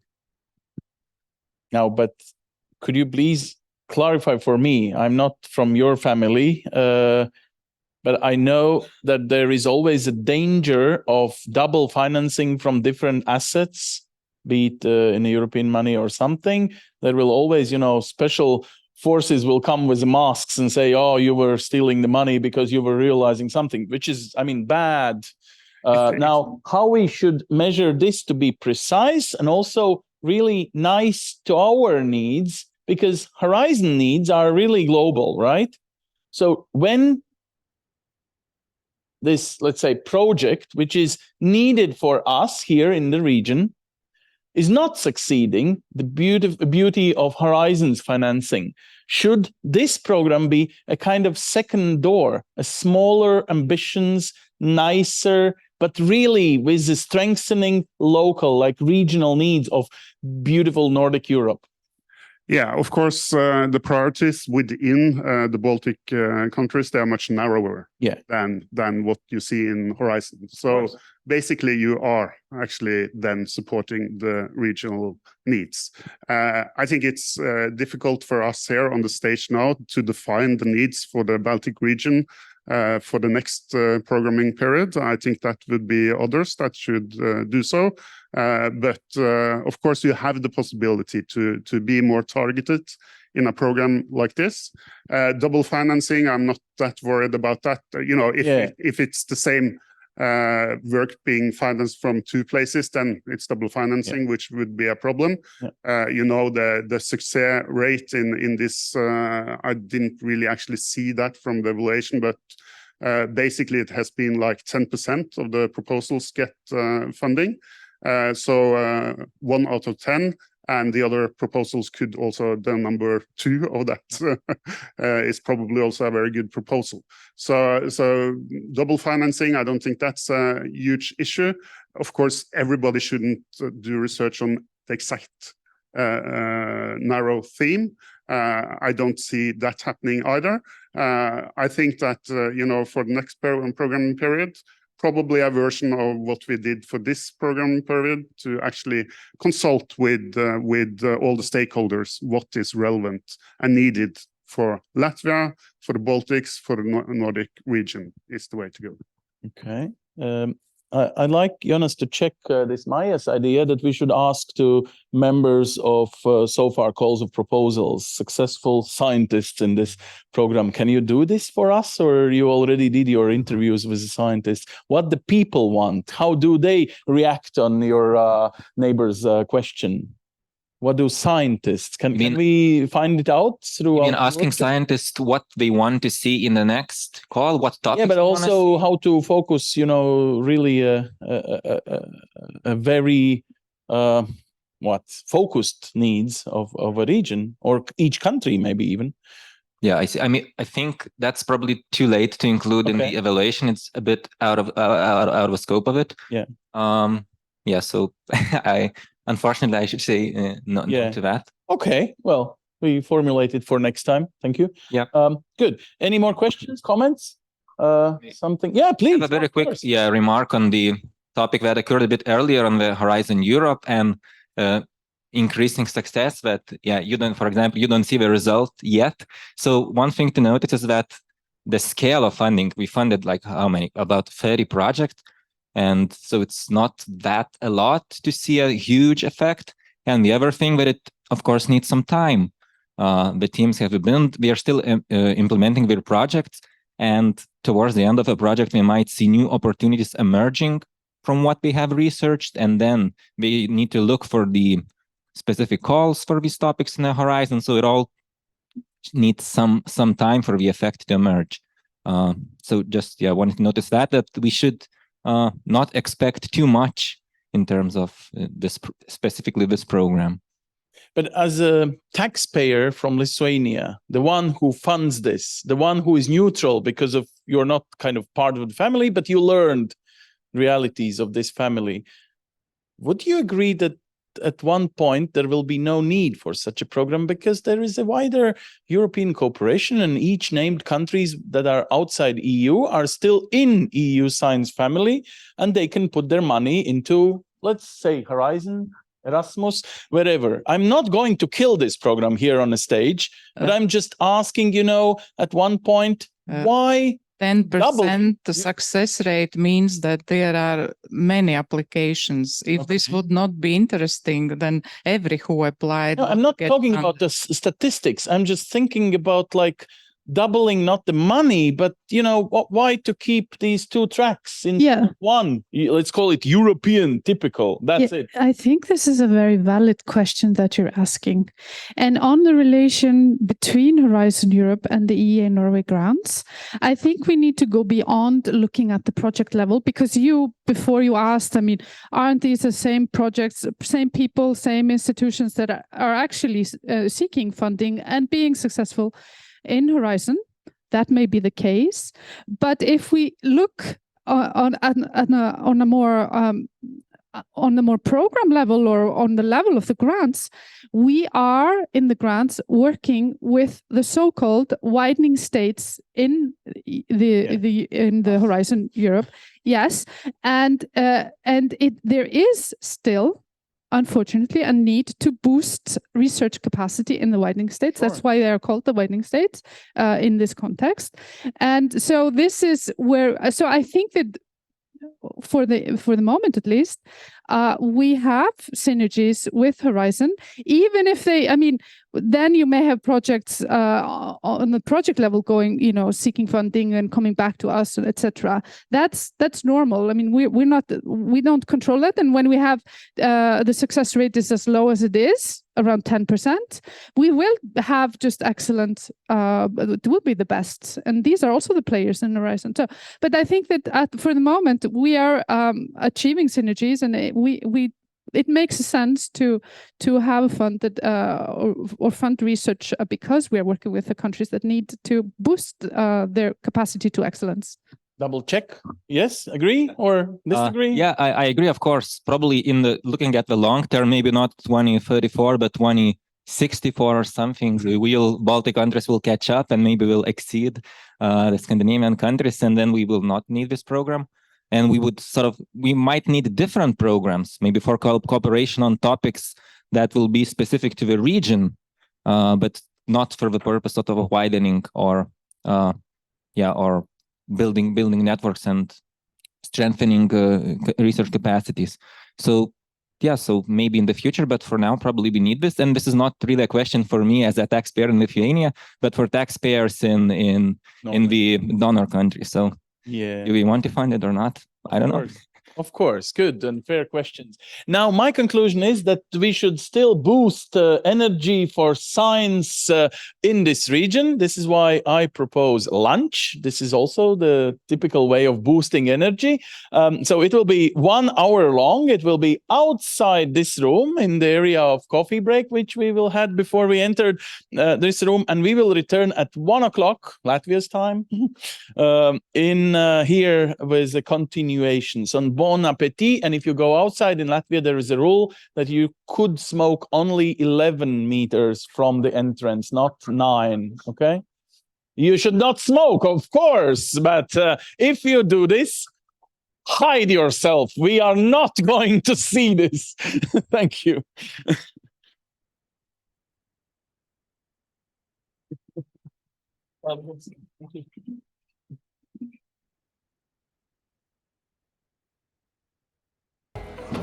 Okay, dear friends, so hopefully ready for a second part of today's session. I think the next speaker will be, for some of you, good friends. For some of them, I think the one who we should admire, because it is just freshly new, upgraded in a way. We know Zeno centers before. Now we call you Space Center of CESIS. And those who knows how small and beautiful, or beautiful but small, is CESIS. Wow, Space Center of CESIS is a promising name. And content as well. So congratulations, Mix is a very special person, because you yourself, you've been working as an educator, involved in many programs how to reach these futuristic societies, meaning smaller children in our country. So now how to involve people into even more innovative and creative atmosphere, and possibly science as well. So Mick, please, enjoy us with the nicety of CESIS. Thank you. Hello, everyone. Today I have the honor to represent all of these innovation centers, which was created thanks to these Norwegian grants. I could say that the main thing has that we want to attract young people throughout Latvia through this STEM field as the future past. And I myself represent this innovation center, which is the last puzzle of the big picture, the big four of these innovation centers, and we are really proud that we also are opened and ready to see the families, students, and teachers in our center. And for this day's presentation, what we try to achieve, and I want to emphasize, is that influence of these innovation centers and what is the main center audience for us. It's not only the children, so not only the students, but all other audiences that we need to reach to really get the main goal that we have for these innovation centers. And when I'm talking about the students that we need to reach, we are looking at basically from preschool to secondary school year-old graders. That is mostly are the persons that come to us to the innovation centers. What we try to do here is that when we try to make these exhibits and the content for these innovation centers, we try to find what is the main person that we need to target. Of course, there are like from 1 till 12 grader school students, but what is the main impact that we can achieve? When we first look at this stairs from preschool to university to see another new scientists here more and more, then the easiest thing would be like, okay, let's start with secondary year-old, because they have already found the field they want to be. It's the STEM field, so we can be a little bit going deeper in this field. But actually, when we are going through the data, mostly from Latvian University, from Interdisciplinarity Innovation Center, which goes into schools and see the teachers, they are seeing the data that comes that mostly in the primary school, and specifically in the 4th graders, it's the best impact to do so. How the innovation centers can create more people involved in STEM field. And so we have this great goal to spark children interest in the STEM field and foster desire to pursue a future in it. And this is really hard goal to get. And in my presentation, I will try to say the main things that we need to do together so we can actually achieve this goal. Because if you are seeing this, it could be a goal for everyone, also for the schools or for different kind of organizations, but this is the main thing for us. So when we going through the presentation, I will also talk about audiences that is left outside, and we need to get in more involved with them. And when we are looking at the child perspective and when he's going to the school, the thing that he's mostly get in the school is 12 years. That's a lot of years to go through. And where is this when we are looking at this child? We're thinking, okay, let's make the content for it, let's make better programs for it, and it will be done, and we will have more STEM field people, the scientists in the future. But it's not that simple. What we need to find out is the broader audience, the most what we can get from educational system. It's not only about the child, it's about the family that is choosing the schools that he is going to, from third graders, the non-informal educational programs that he will go to, and sometimes even they are choosing the universities where this child will go. So in our part, we see that parents need to be as active participants in these innovation centers, so we could talk to them and guide them to see that mostly in this specific time when we are using this STEM field, we need to get them to this goal that kids can go in this STEM field.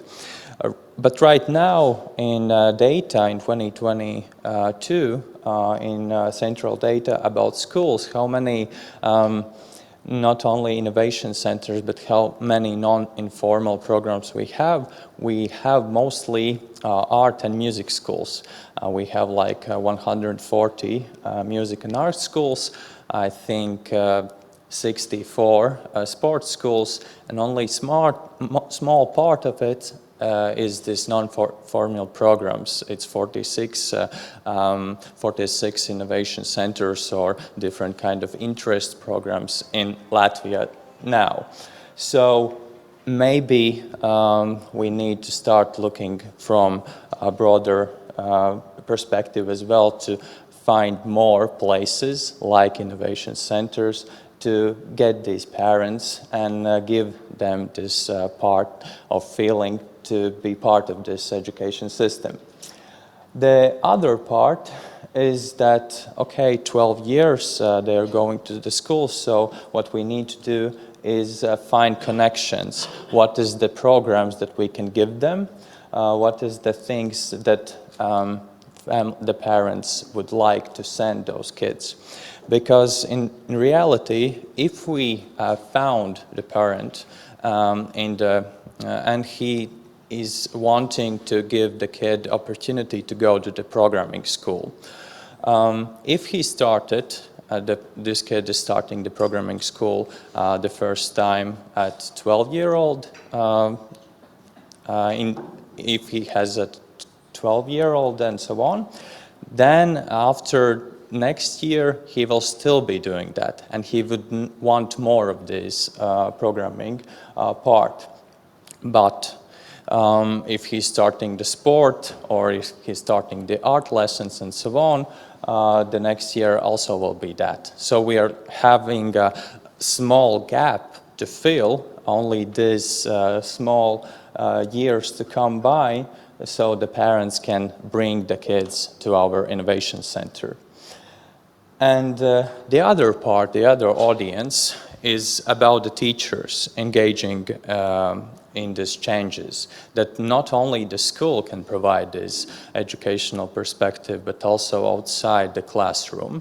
We can go through and we can send these kids to this place.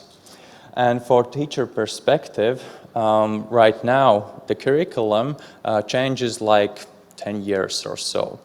But for every 10 years, there are many innovations in advance in that 10 years. For example, like 2 or 3 years ago, we didn't know that AI will come here and get our attention, and we could make many more texts or programming with using that this program, or metaverse that we are thinking.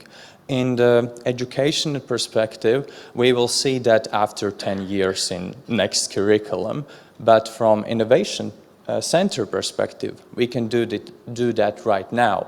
We can make new teacher training programs about this, about how to use AI. And it is like we need 3 months to make that, and found the main teachers that can do that. So the other part from innovation centers is not only talking to the parents, but also targeting the teachers. And when we are seeing that, we can find in every region, if there is this kind of place to go where parents can send their children, or the teachers can get more resources and educational programs, how inspire interest in the studies they have in the schools, we can actually impact the students to choose the next field about STEM. So in every region we have done it, and in every region we have these educational programs, we have these exhibits, and our target audience is more abroad, not only the students. So conclusion, students, teachers and family is the thing that we need to advertise, not only the students but also the teachers and families. The other part, we need to go as a helping hand for the schools. The museums and different kind of STEM centers need to go through the curriculums. They need to know what kind of goals the students have to come up in the school, for example, math or physics or programming, and we need to help them. We need to make our resources in that kind of way. So that is the thing that we are doing. If the teachers coming to us, we know what kind of grade he's teaching and what kind of goals he needs to achieve. So we are talking to them and decide which of these exhibits we can use for that, or which of the workshops will get more goal for that in advance. From other perspective, we need to, as a part of exhibition that we have, need to find the themes that are most needed for the schools that they cannot talk about, or they don't have resources for that. In our center, we go through all of the science fields and maths and technologies and engineering and so on, and we try to achieve the space with STEM fields so they can actually learn about photosynthesis through the process of how we can make oxygen not only on the Earth but on the Mars. So the theme is just inspiring cake, but in reality we're still teaching the main ideas that they need to have in schools. And of course the workshops, we found in new curriculum the main ideas is not only the content but the skills that we can teach. So for every workshop we are seeing the future is the programming. The future is collaborating together, as we saw on the first panel discussion that we were talking. We need to go a little bit deeper with ourselves. We need to have some new projects, new broadening more, and so on. So our workshops for every innovation center is the same. We need to have a collaboration with the kids. They need to make projects, they need to talk about them, they need to design them, and they need to have end result. So everyone can see what is their project to represent. And from teacher trainings also, we are not only asking them to talk about we have exhibit, let's go through the exhibit and we say them goodbye. No, we need to go deeper. We need to find the main themes that they lack in this educational ecosystem and what we can provide. For example, these are just some of the examples that we have in thesis, but also in Daugavpils, Ventspils and Liepāja are the same thing. We identify which is the main things that we need. For example, schools don't have the resources. Mostly in schools they cannot soldering or programming and so on. We found out that we can use programs that is free in educational perspective where you can make virtual classroom lessons. And at first they can use that in the lesson plans, and after that, if school have resources, they can buy the materials that they need to come up with these projects as well. Or interdisciplinarity linkages.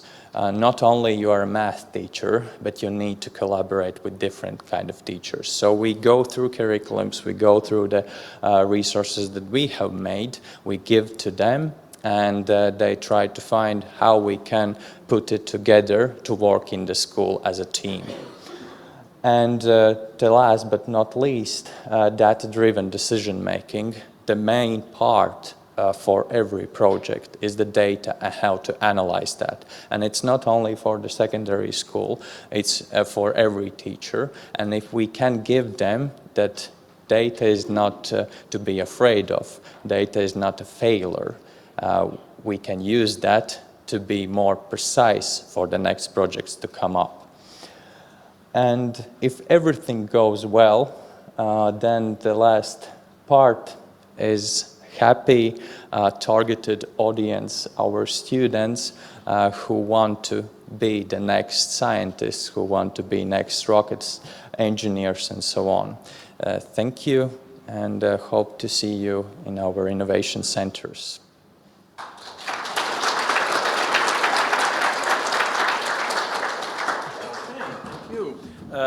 Thank you. Actually, smiley faces are very needed. Any questions, something? Because this is the way how we also do a pre-announcement of the session. We will hold together in this room later, where we will discuss in more depths, and also for those who actually applied for a beautiful group of individuals in a diverse and inclusive society, there is a nice announcement that you should choose another group, because the group was so small we decided to, make it bigger, other neighboring groups. There are a few of you who should join another company in an hour. So if you were assigned for these individuals in a diverse and inclusive society, actually it means also for those who are following online. So please just subscribe yourself for other groups you may find in agenda. But that is for 14:30.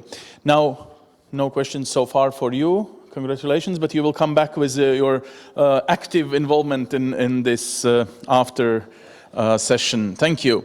Now, on the stage, I'd like to ask, I think, nice and different, actually, examples of real projects. And here I'd like to already have on a stage Professor Tarmo Soomere and also Vidar Venzi-Vange, and also could you please join another good friends which will speak in a short while, Mia Karaberg, Professor Tālis Tīsenkovs, and also Dr. Agne Brilingaite. So why don't you take your beautiful seats like crowns here on the stage. But here we start with a beautiful research project from Estonia. Very interesting name of your job description, the principal investigator, Professor Soomere. So please, what is this beauty you represent in this beauty of the program? I had some slides to show. Switch them yes, back forth. The question is why there is a guy from Estonia, because he is less shy than a typical Latvian. So what we do is describe very exactly in the title, which even we understand with great problems. There are 4 groups that must be in a typical EMP project. And then the question is why we are less in coastal zones. The answer is here. To avoid situations like that. And if we have situations like that, then we have to be able to mitigate situations like that and live together with the sea. Technically, of course, we modulated our project to make sure that we make very efficient use of coastal resources and we develop environmentally friendly solutions. Those are all very nice words. But again, why coastal zone is so important? It's actually on the honorable 4th place in terms of energy impact. The first three places are earthquakes, volcano eruptions, and asteroid impact. So the coastal zone is coming in the fourth place. We just have to look at that in the Baltic states. So we are all open to the sea, which means that we are not small states, as stated by our past president, Lennart Meri. A country which is open to the sea cannot be considered as a small country. So what we did to start the project, we started from quite simple questions. We looked at things like whether we can really forecast water level extremes on Latvian shores. The answer is no, because the situation is statistically non-stationary. For mathematicians, it's a challenge. For any other person, it's a problem. Then we tried to look more closely what ships and ship wakes are doing, in the sense that if we try to understand how climate change is working here, that the ship wakes is a natural signal of a new climate. So we can use that as agents of new climate and look what they are doing. And then we, of course, can assess how the beach responds to various drivers. So all this is very nice. We are going further and further and deeper into different things, trying to understand, for example, where the marine-driven debris is hitting the coast. And then we made kind of stop. We ask ourselves, why we are doing all that? Because Norwegian taxpayer is wishing so? No. We do that because we feel responsibility not only to our country, but also globally.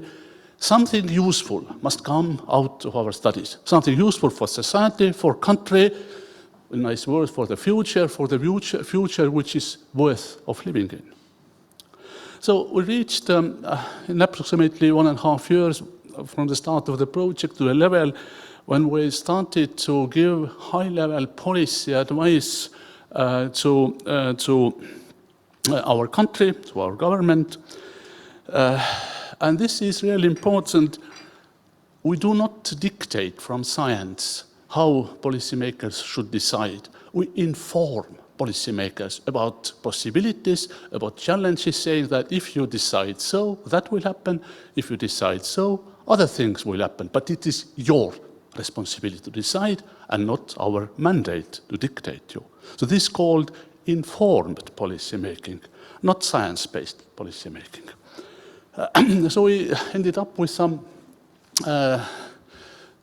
country-level recommendations how to approach the beaches, how to handle our beaches. Our major message was, that's here in kind of lesson in Estonian, the beaches must have a possibility to breathe freely. We have to adapt to the changes of beaches. We have no way to force beaches to adapt. So this is a major message which is well known for countries like New Zealand or Australia, but quite a new message in the Baltic Sea area. So that actually was a starting point of our journey towards giving high-level science-based recommendations. So we ended up this year with recommendations given to the United Nations organizations in the headquarters of UN in New York. Your Excellency, Norwegian ambassador was left already, so Norway was very jealous that this recommendation came from Estonian scientists, but based on Norwegian money, Norwegian, Iceland, and Liechtenstein money. I'm sorry for that. We stated clearly that this is supported by EEA project. So where was the idea? Why we took courage to recommend something to United Nations? So if we have ships going around, you can hide ship from radars by stealth technology. You can hide a ship visually by using fog or smoke. You can drive so quietly that nobody hears you, but you can't avoid making waves. No way. That's physics, that's how our world is organized. So the wake structure is very simple. I save you your time by not describing that. But if you properly look at this wake structure, you see two signals. One is like bass down, ooh, all the time. Other is like chirp, ooh. So, and if you put those on time frequency diagram, you see L-like shape. And this L-like shape tells you everything, almost everything, okay? In reality, you see kind of noisy picture, but still this noisy picture gives you information about vessel speed, location, and sailing direction. So just by putting a pressure sensor somewhere near shore, you can detect all ships sailing in the range of 10 kilometers. If you put 3 or more detectors, you get even more information.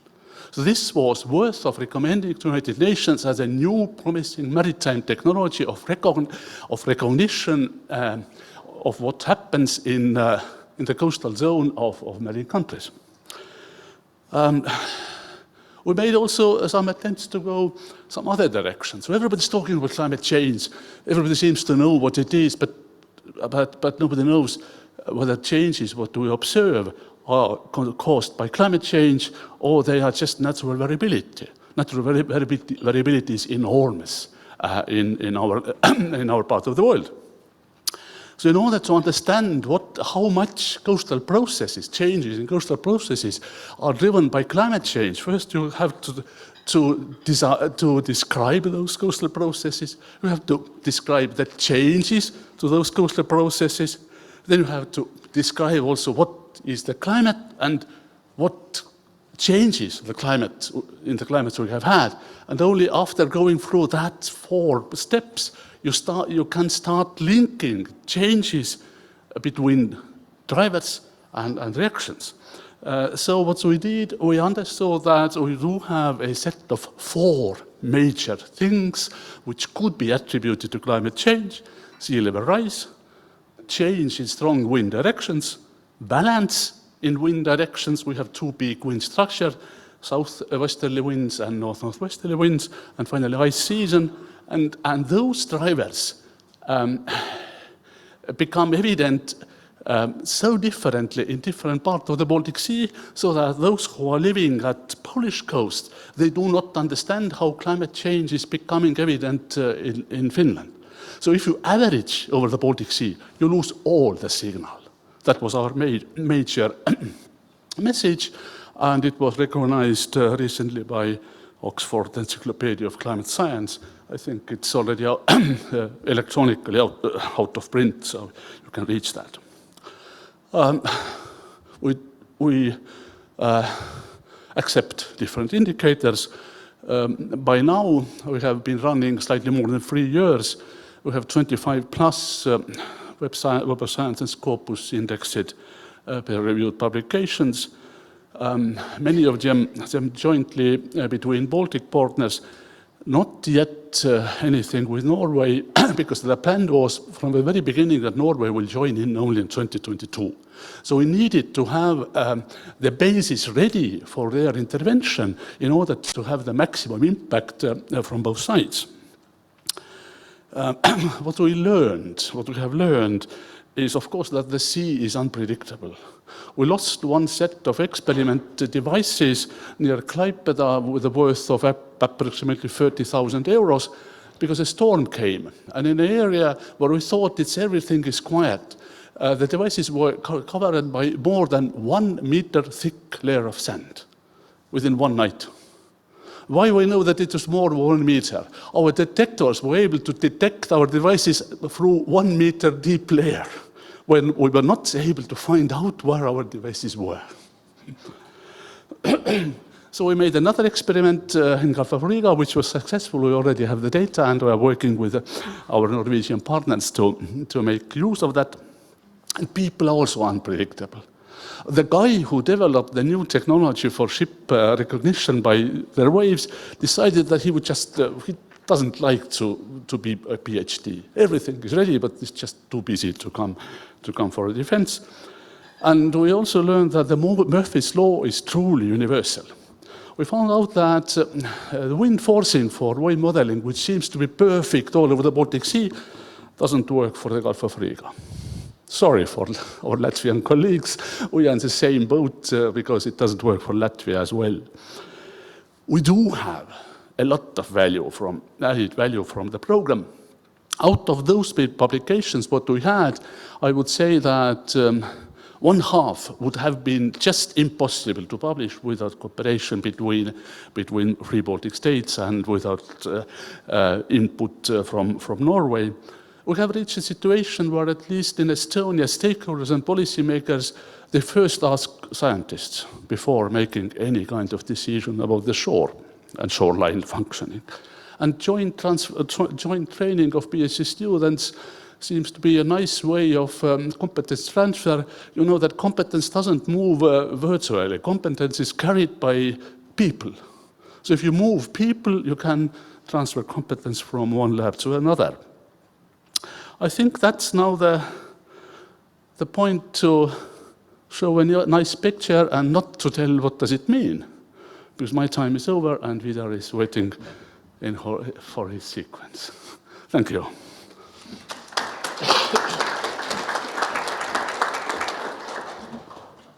I just finished.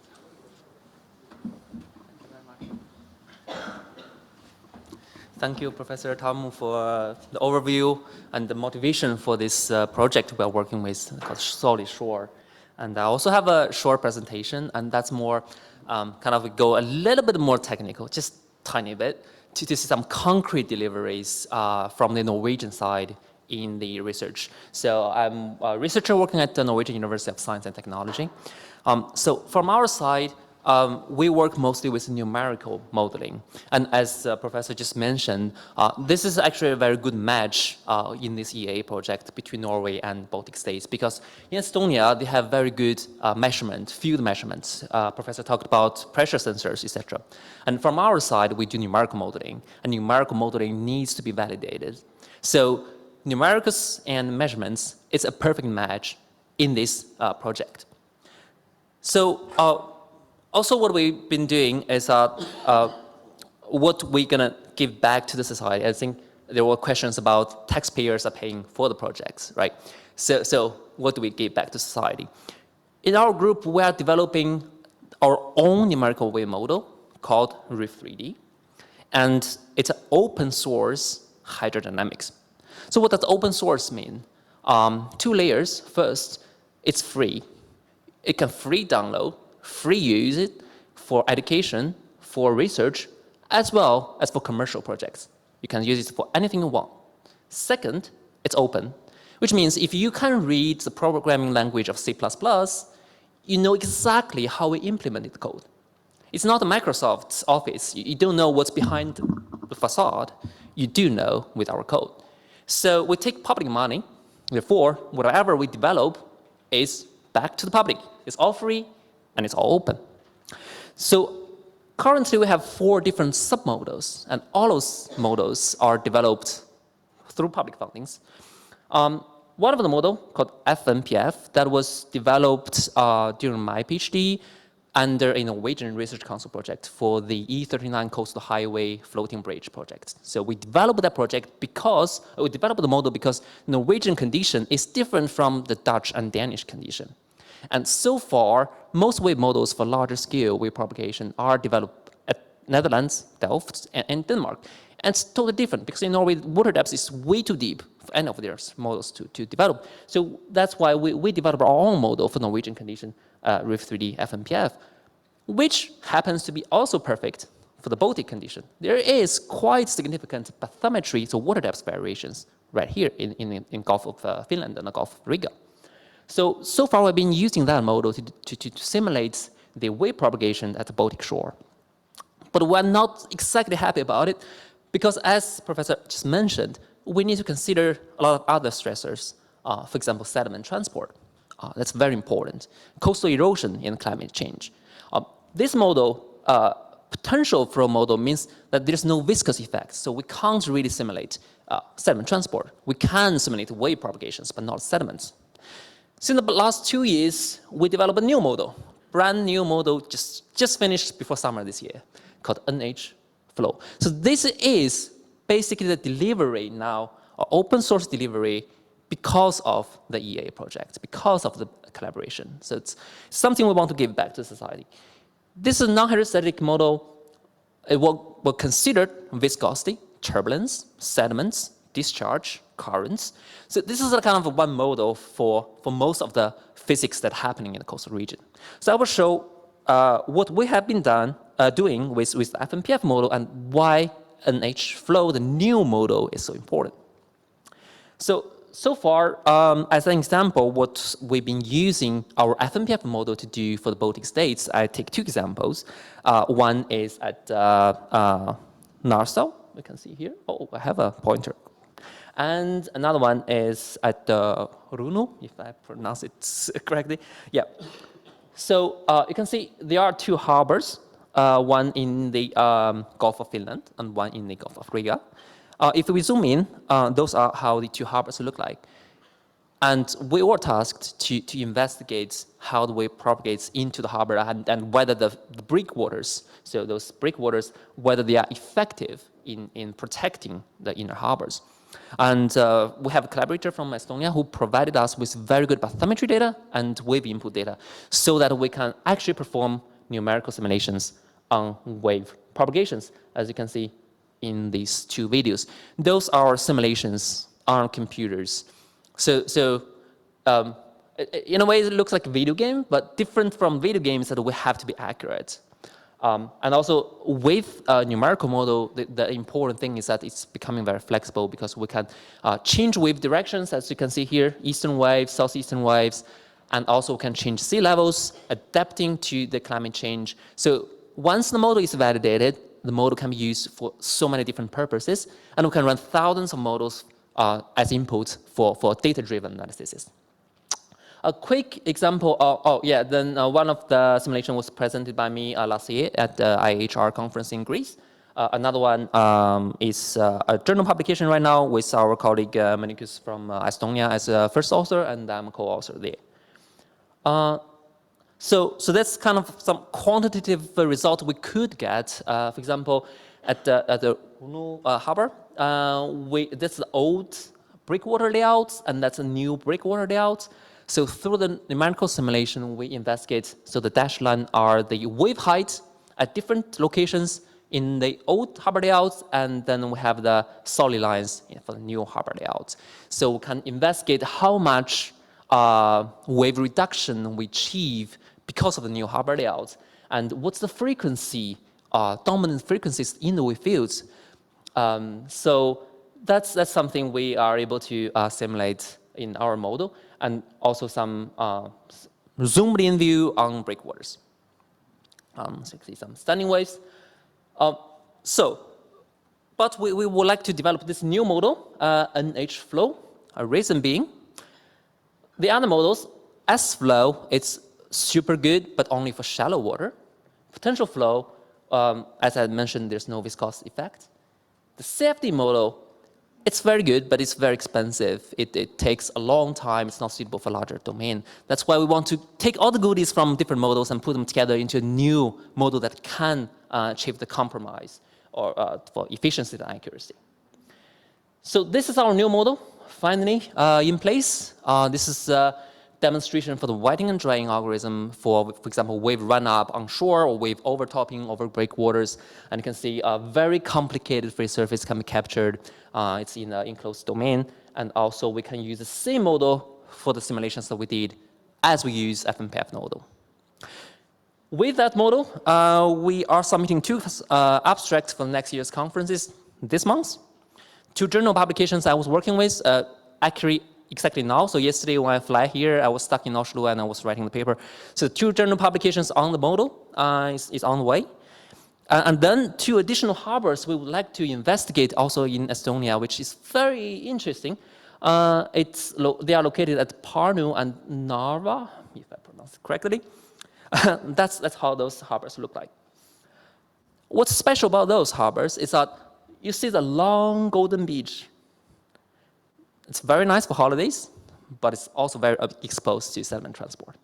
So we would like to use the new model to simulate the sediment transport over these two sites. And also something special is that we have river input. So we have river currents. It's multi-stressor simulation. We would simulate ocean waves, sediment transport, river input, and we have another model for wind inputs. So that's going to be a pinnacle of the wave model also as a result of this joint project. And of course, everything is open source and free, give back to the society. So that pretty much sums up my presentation. Thank you very much.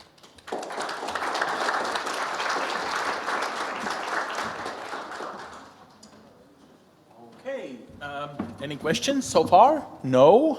We'd like to continue our journeys throughout this beauty of projects, differences you realize, and let's start with Ms. Karaberg.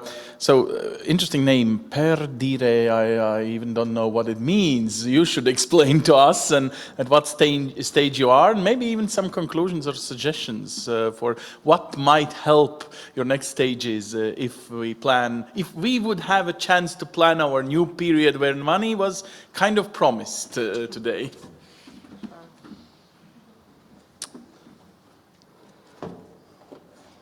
My name is Mia Karabek, and I'm going to talk about the project manual and automatic grading of retina images. Some main objectives and project achievements that Professor Petrovsky is going to talk about later, to compare manual and automatic grading of retina images for presence and severity of diabetic retinopathy between different groups of health professionals and artificial intelligence, and also to see risk groups to see how major different risk factors attribute to this condition. So diabetes is in the rise globally, but also in Norway. 5% of population is having it, and 60,000 doesn't know that they have it as yet. It's doubled the last 20 years, and it's seen more frequently in population with the immigrant background. As you can see from this medication prescription database, it's in the rise both in the South and North Norway, in both underneath the 45 and above 45 years of age. In South, it's mainly older men, and in the North, it's younger women. So why this study? It's basically been a basis to start screening program in our hospital in Oslo region for the regular retinal examination of patients with diabetes, and to find out whether various non-invasive automated measurement and assessment methods contribute to early diagnosis and possibly referral arrangements, and practically to reduce vision impairment in the diabetes patients. So what happened in the eye in these patients? This diabetes is a disease of small microvasculature. So there are bleedings, there are leakage, new blood vessels are creating, and it disturbing the vision. And is the main most common factor of visual impairment for the working age population. So globally, it's 10.2% of patients who have diabetic population who have vision-threatening retinopathy. And the biggest risk factors is the years with the diabetes. So those who had diabetes more than 20 years with the type 1, they have all signs of impairment or damage in the retina. And on type 2, there is 77% who have changes in the retina. So right now we are writing 2 articles, cross-sectional studies. The first one where we look at the 33 minority women, where we've taken fundus photos and AI and ophthalmologists grading the images. So the result is 97% agreement between ophthalmologists and the AI. The next paper is a cross-sectional pilot study of 99 people. There are 3 different professionals are graded images, both optometrists, nurse, and ophthalmologists, and they graded and compared to the AI. For that, we use ACO guidelines, who differentiate between mild, severe, and proliferative retinopathy, or there is no retinopathy. So grading with AI is quite easy. You put the images, and after 30 seconds approximately, you get the result if there is any changes in the retina or the patient needs to be referred to the ophthalmologist. result that we got so far is we managed to have consensus between the health professionals, and we had a little bit problems with the AI right now because it appears that our camera is not validated in their database. So we are working on it. So we have this status quo. And the same, it's for the maculopathy, that's the center of vision changes there. We also done a frequency of over and underdiagnosis of DR compared to the consensus, so between different professionals and who done more and less severe retinopathy grading. In addition, we take a look on health economy, and as a basis, we use the charge of $164 American dollars. The US is the only country who has a reimbursement code for that. So we find out that if the cost for AI is less than 164, then it's more cost effective to use AI compared to the humans graders. And the same when we look at the time spent in the examination. So as long as more than a half an hour, it's $164, it's more cost effective to use AI. So this is about my project, but now I'll give a word to the Professor Petrovsky. He is going to talk about plan. Thank you. Thank you, Mia. We only had a limited time, so we showed some of the results, and some of the parts that are planned impact of the project. We'll go through some of the lines because it's not for the whole project, but now it's clear that it should have been for the whole project. Why this is important, basically, we want to personalize the care for this a large group of patients. The diabetes is on the rise in the world, so we want to prevent actually them going to the more advanced stages. And basically, the diabetic retinopathy and the e-health is a very important aspect that is also being developed in Norway, but it is at the start of its phase in the Baltics. So basically, by using artificial intelligence, we would be able to stratify these patients based on their risk and treat them. High risk, more often, less risk, less often. The health economy benefits, we have actually started the calculation because Europe in general, and actually in the world, only it's the US that has a reimbursement code for using artificial intelligence. So this study actually is going to give us what amount the health authorities should provide for treating patients or diagnosing these patients. The research-based knowledge development in the Baltic countries and the transfer of know-how has already been achieved. We have had actually several meetings both in Norway and in Estonia. Now we're in Latvia, and we're going actually after this meeting to Lithuania. So this has been a wonderful actually collaboration. I've had many European projects, and this EA Norway project has been one of the most successful, most collaborative projects we have had. The dissemination of the results is still undergoing. We have several publications, which they're not shown in this presentation. We have had 2 that are mutual, and there are several that are actually being now prepared and sent out. There is something to be achieved in the future is the validation, universal application of AI tools to different settings, data sets and imaging cohorts. As you can see here, even in our study, we had difficulty when we have another type of image that the AI hasn't been validated. This study would actually enable patients to have a better access to their personalized medicine care. And I can just point out to the multidisciplinarity of this consortium. It's for the first time we have had endocrinologists and ophthalmologists work together, and in addition, statisticians, epidemiologists, and IT experts. So there are certain challenges in the data management, which I probably won't go through, and AI not being made fully universal, but there has been great synergy with education in the program, and teaching junior and senior colleagues both in the Baltics and in Norway itself. Thank you for your attention.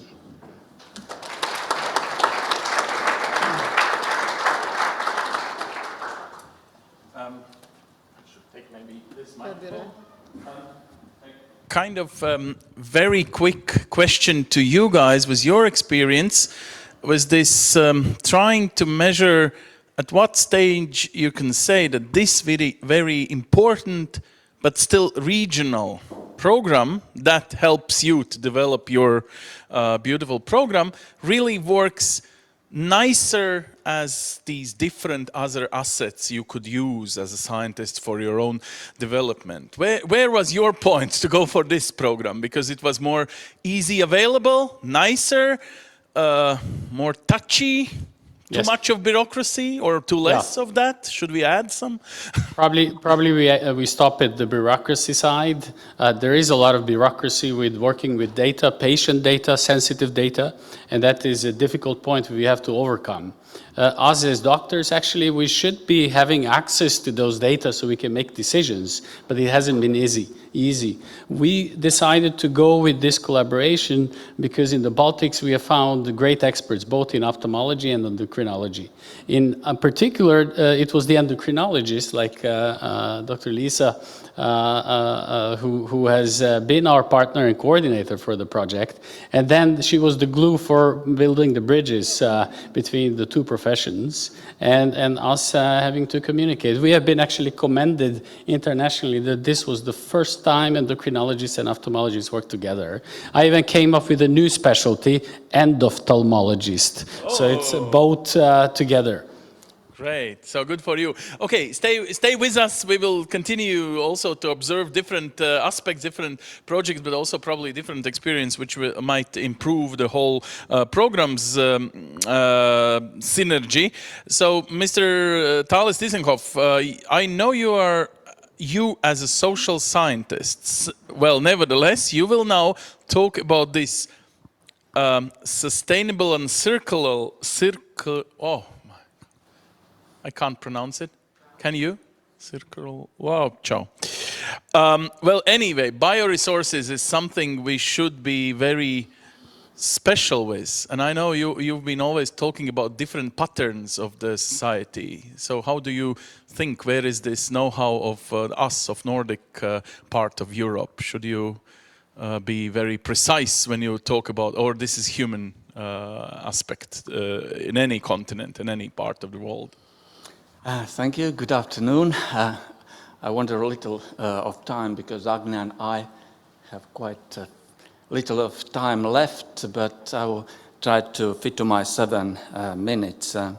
So, my name is Thales Disenkopf. I'm a sociologist by training, come from Baltic Studies Center in Riga. We are a social science research institute and coordinating one of the projects in Latvia, which is called CIRCLE, which stands for Promoting Collaboration for Sustainable and Circular Use of Bioresources across Agriculture, Forestry,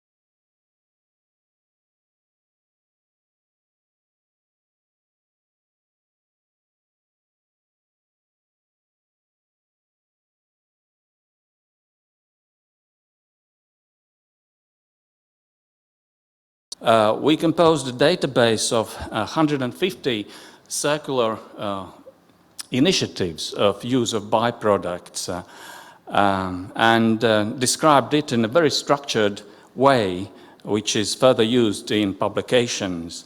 Then we did 12 in-depth studies of businesses who are actually doing this kind of production, plus interviews with consumers. What do consumers know, how they perceive, what is their attitudes towards circularity, circular practices, eventually consumption of circularly produced products. And we organized expert focus groups. Of course, we produced research reports, conference papers. By the way, we organized student study tours to businesses, which we study, which is very good approach, communication, etc. Earlier this week, we had a writing retreat here in Riga where project partners came, and we jointly worked on publications, really sharpening focus, working collaboratively in joint teams so that authors from different organizations are represented and made a well progress. Now to the end part of my presentation. What we have achieved so far, what knowledge do we contribute with our research? And here are 7 research papers in progress. The first one, how is circularity approached in different disciplines as a boundary object? Of course, engineers, technical scientists, political scientists, different disciplines view differently what is circularity, methods-wise, concept-wise, also due to routine practices in the disciplines. So how we can work interdisciplinary on the same object? This will be one publication. Then we look into collaborations and also company motivations which lead to intra-sectoral, but even more so to cross-sectoral and maybe beyond sectoral forms of bioresource use. For example, we discovered that great part of byproducts originating from AFA, agriculture, forestry, aquaculture, end up in pharmaceutical industries in China.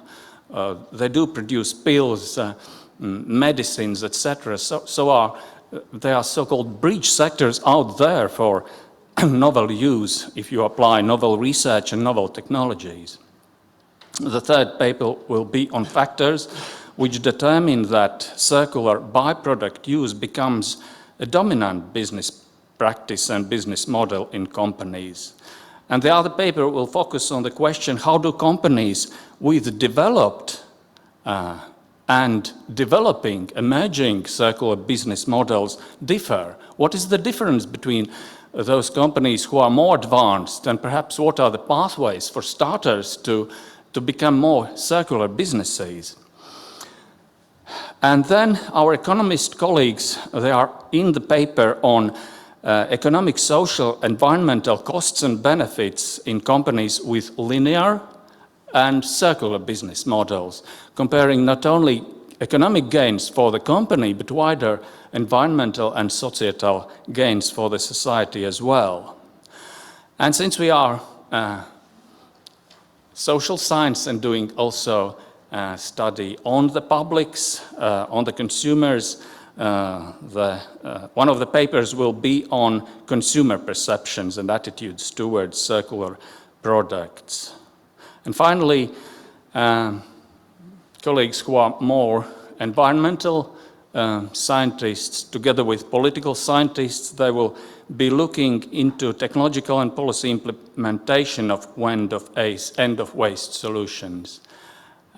So these are papers in progress. We hope to finish them and submit before end of the project.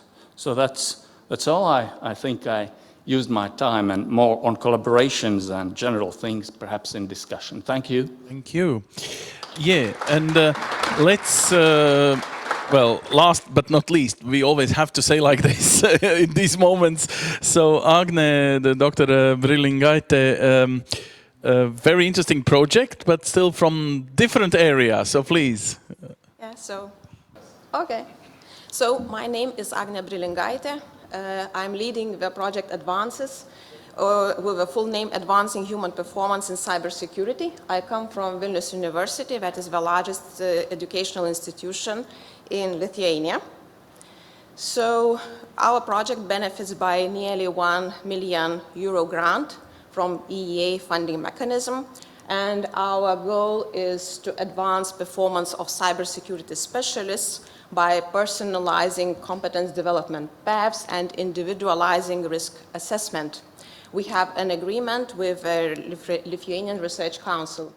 And I have to emphasize, because as our goal is to help the community of cybersecurity specialists, because I believe everyone has noticed that around the world we lack quite a lot of cybersecurity specialists, and as we have some geopolitical situation here in Lithuania, we have to help to attract more cyber workforce to help our region. I would like to present my team, my consortium. We started a project at 2021, and in 2 months we'll finish the project. We have 8 partners from 5 countries. So I will start with the donor states. We have the University of Liechtenstein. We have 2 Norwegian institutions in our team. So we have Norwegian University of Science and Technology and Østfold University College. We have 5 beneficiary institutions. So from Latvia, we have RÍGA University of Applied Sciences, RÍGA Technical University. Estonia is represented by Tallinn University of Technology. And we have a partner in Lithuania. It's Military Academy of Lithuania. And finally, we, Vilnius University, are the project promoter.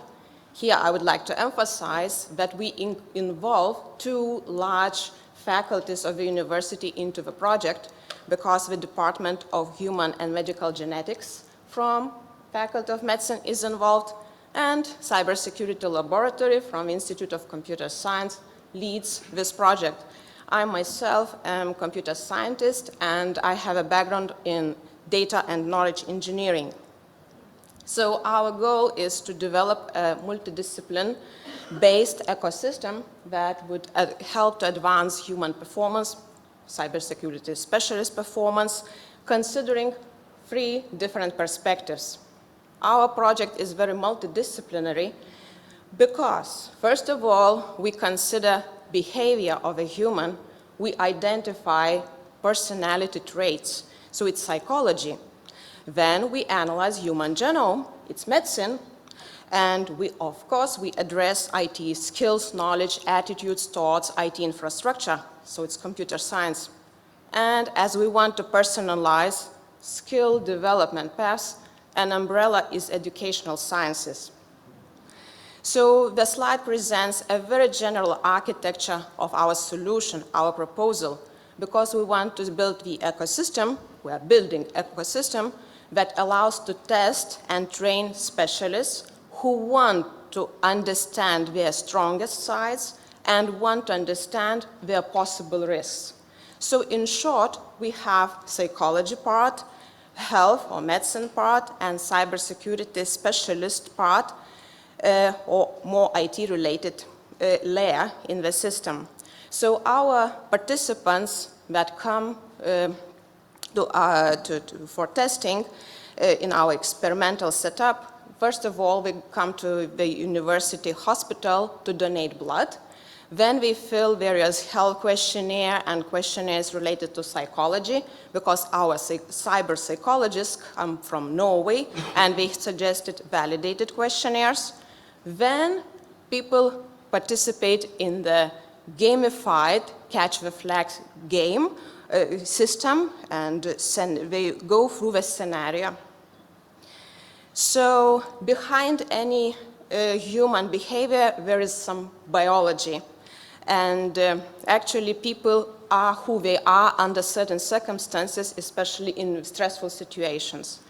So in the example, in the slide, we mentioned decision-making, because the impulsive decision for the cybersecurity specialist might lead to some disaster in the company or even at the national level.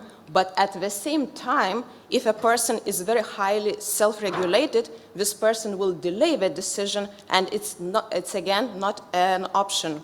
Here I would like to emphasize that for our multidisciplinary research, we received the permission from Bioethics Committee. So we have permission to gather medical data and to find correlations, associations with IT skill data and psychological profiles.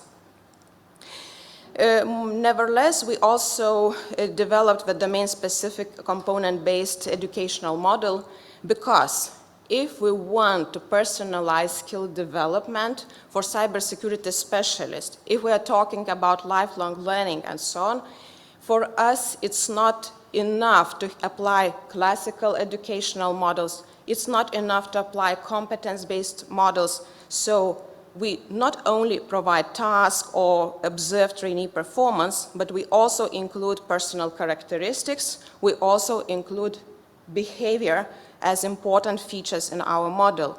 This setup allows us to research human behavior in cybersecurity work environment. And we have built the prototype illustrating that this multidisciplinary approach actually works. So just to finish, so this is the picture from the last meeting in Norway. We had a possibility to visit the Norwegian cyber range. So it was the 11th on-site meeting of a team. We have actually, in the figure, we have only those participants who were in Norway last month, but actually we have 27 participants, including six PhD students, other level students, and we have 10 publications research publications already associated with the project, and 7 of them are treated as project result based on the description of the indicators provided. So that's it for today. And if you are interested in our project, so you're most welcome to scan to go to the page or contact me.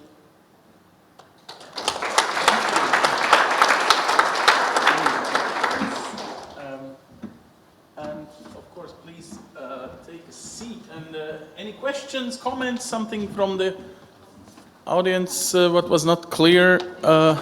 Yeah, I'd like to ask on this value of international collaboration in your project. Somehow you can say it's international, but actually it's regional in the sense of scope of the program. Does it limit you as a scientist or provides you a kind of more focused aspects to this? I'm just thinking of whether it is good that we somehow limit us in this program. How do you feel as a scientist? Yeah, please. You know, all countries involved, including Norway, Liechtenstein, and especially Liechtenstein, are small countries. So it's not possible to cover all aspects of science in a single country nowadays. In our particular project, the situation is such that Estonia, Latvia, Lithuania have beaches. Norway doesn't. Norwegian science has excellent hydrodynamic models, three-dimensional hydrodynamic models. The Baltic Sea science doesn't have them. So it's absolutely natural that we come together and create, you may call it synergy. It's a nice word, it's a nice buzzword. Nobody knows what it is, but everybody uses. What is really important is to bring together different understanding of the world, different paradigms of the world. If you measure something, you can measure in extremely high resolution, but you don't know whether your measurements are valid in a different location. If you model, you always average out some extremes, some nuances, and you never know what exactly you average out. So by bringing together extremely high resolution measurements with top-level modeling, we can better understand the structure of the universe and to build more realistic forecasts of the future, which is worth living in. Nice. Mr. Tiesinkov, I have a question regarding this social phenomena that, for example, worldwide, we try to be as green as possible as a region. The ones who really do at most in this, for example, fight for, against climate change. Now, do you think that the model here in the north of Europe, where some of the nations like Swedes, Norway, I think even Liechtenstein and Iceland already told that we will try to be even quicker with these carbon emission goals and all that type. So this goes this green direction by this project you develop, by this program, what is the scope of your project. Do you think we somehow pre-cook some kind of European answer to the world with these scientific, you know, the nice message to Chinese? Why not? Try this. We tried it here in the north of Europe. That might help to you guys as well. Could this be used? Because the peel you're talking about will be the same peel in, for example, China. Yeah, thank you. Does it work? Yes, it is. I think answers to difficult questions could be regionalized. I think the Nordic-Baltic region has a good potential to contribute to European Green Deal. I view this program as very, very beneficial for international collaboration. But this kind of program could be named also regional scientific collaboration, which is good.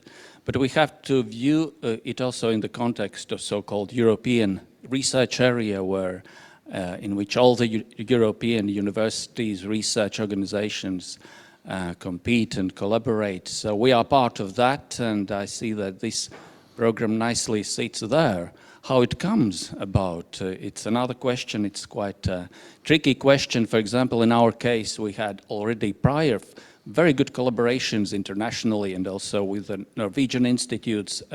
That's how we get in touch with our Norwegian partner to build this project. We also submitted during the project already 2 applications, one in European Research Council, another to Horizon. So there is continuation, but I think it's the value of such kind of program indeed is to keep, as you suggest, this regional focus and regional touch and regional value, because we all address difficult issues, be it the beach, be it circular economy, be it cyber and digital security. And I think we have to propose regional answers. Yeah, thank you. Okay, Agne, I have a question to you. Whether the idea to translate some, let's say, Nordic values works brilliantly by this program when the both sides of the Baltics, let's call, but of course Norway is not part of the Baltic Sea as much as we see geography. Now, how it translates into this eastern side of region? So actually, it's good that we can share the experience and our attitudes, especially towards bureaucracy. So when you're asking about values, so it's for me it's like different to distinguish which value to take, because in the Baltics it's like based on distrust, and in Norway it's based on trust in research. So it's like research is trusted, while I believe still in the Baltics it's not like a bit of distrust, and we have to convince the society to believe in what we are doing and believe what we have achieved. Okay, well, this is a part of kind of management thing or trust from the society. But for you as a scientist, you clearly know the messages, let's say, typical Nordic countries wants to bring across, because, you know, they want us to be part of the family. In this philosophical scope, does this science program actually, just science program, works in a way of kind of getting us on the same boat of the values? Yes, it works, because when we were working separately, we were not so visible. Now we are a big team, and we think we are a powerful team because we are getting noticed around the globe. And our team members are being invited in various research activities, and we are getting noticed more by the private institutions, international organizations. So this collaboration, even though it's like more local regional, but actually it helps to get visible around the globe to achieve what we need. Okay, so how attractive is your project then to these, if you would stay as a typical, but then here comes the opportunity to be visible in the wider world. Does it make more money for a second stage of your next scientific ideas, new approaches, or you still stay in this context of this regionalized program? I think today we saw that we're not staying within the regional context. Definitely it's giving us the opportunity, the platform to build further. What was great with our project is that we all had our own networks. And when we all got together, the network expanded and the trust expanded also.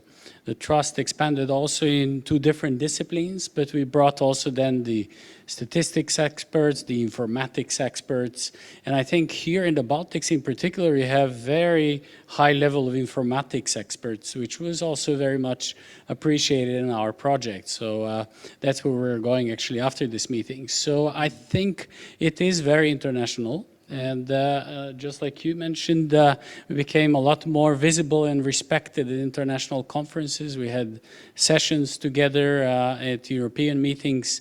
And for funding, I think a lot of the funding nowadays is going other ways, unfortunately, towards some wars, which is sad to see. But we don't see many calls also in medicine in European level that will be announced that we can probably go so much together. That's sad to see. Probably some 5 years ago, we would have had a lot more calls. So if the funders are here that are supporting this project, I would say keep going if you can. And obviously at our regional level, we have been able to obtain funding individually in each country. Yes, please. May I echo and support your plea to funders keep going. I indeed value this kind of support which is targeted to fundamental, to basic research, because the Baltic Research Program is such. And comparing to Horizon Europe landscape, which is quite changing, there are no any more proper research projects. There are research and innovation actions. There are innovation actions. There are coordinating and support actions. So where the room left for scientists to sustain. And more and more we, as researchers, we adapt to changing landscapes. We also are keen to collaborate in open innovations, in collaborative innovations with different type of stakeholders, which is a must, but we want also to have some secure room, some secure funding streams which are targeted to pure research. Otherwise, we are going perhaps too much in applied innovations, and so what kind of research in the end will back up that? And yes, indeed, for that reason, I value the program very much. Oh, thank you for this. Since staying with your point that you're pure researchers, I'd like to connect it. Maybe you have a nice experience on this education side, because the program itself includes also collaboration in educational side, and nevertheless, you must be very happy of having more money to you than to education side. So tell me, where is this egg and chicken question lies? Yeah. How to do a great balance on this? I think one of the most important educational side is the training of PhD students and the next generation of researchers, and that's basically how the research groups grow and how our network expand. We need fresh blood. So through those kind of fundings, what we have been seeing is that we can continuously having PhD students. So that's also why it's important. Like regional fundings are also important because, say, successful rate on the EU funding, they are low. You don't have a continuous educational program going for young PhD students who are actually the main contributor to a lot of research as well. So I think that's a very important part. And also, one thing is the through the education of PhD students, that actually increased international collaboration a lot, because the students, they come from all over the world, And through them, we actually get to know their home institute, for example. So that's a very important aspect. Yeah, but in the morning, by education, I think the definition by program management was much more wider. They mentioned even vocational education. When you speak about PhD students, they are actually scientists already, yeah? Right? So should we we know that this is not the largest financial resource as a program itself. Should we go in deep into vocational, into, I don't know, secondary school level? Of course, I'm overestimating. Yeah, I think that comes down. So first, I think the PhD education is part of education because they are not established students yet. They also need to take courses and then be educated on scientific methods. So the training of young researchers, that's a process. And second, when we come down to secondary school or primary school, we have somehow in our group, for example, more local fundings, like through the Norwegian side, like not necessarily through international research collaboration, but through the local communities fundings, because then it's very targeted to the locals, like to our local cities and stuff. It's because we are physically there. It's easier for us to just go or invite them here to our institute. So that's a part. What I see is very much, at least from our group, localized, but the research part and the training of young researcher is very internationalized. Of course. Yeah. Someone has a reaction on this educational side? Because from the part of program activities, it is important, something to be improved. You know, better trained muscle. How should we train it? Absolutely. What I see is a kind of small asymmetry here when we're talking about widening of spectrum of education. We go to younger and younger and younger, and in Estonia already we make some attempts to connect in kindergarten children with science. They are quite successful attempts, but we always forget the other kind of the spectrum. So not only adults, but those who are making decisions about our future. Only sometimes we say something like we should expand their capacity of understanding of scientific results, etc. I think this is one of the much larger bottlenecks which is not covered by any kind of education. It's actually lifelong education, and it's part of lifelong education that those who are sitting in high positions in public service, they should extend their training towards better understanding what science is saying. So scientists can help in this respect, not talking their cryptic language, but making very clear what does their message mean. And it's so that scientists can't say, and they don't have any role on what policymakers are doing with their results.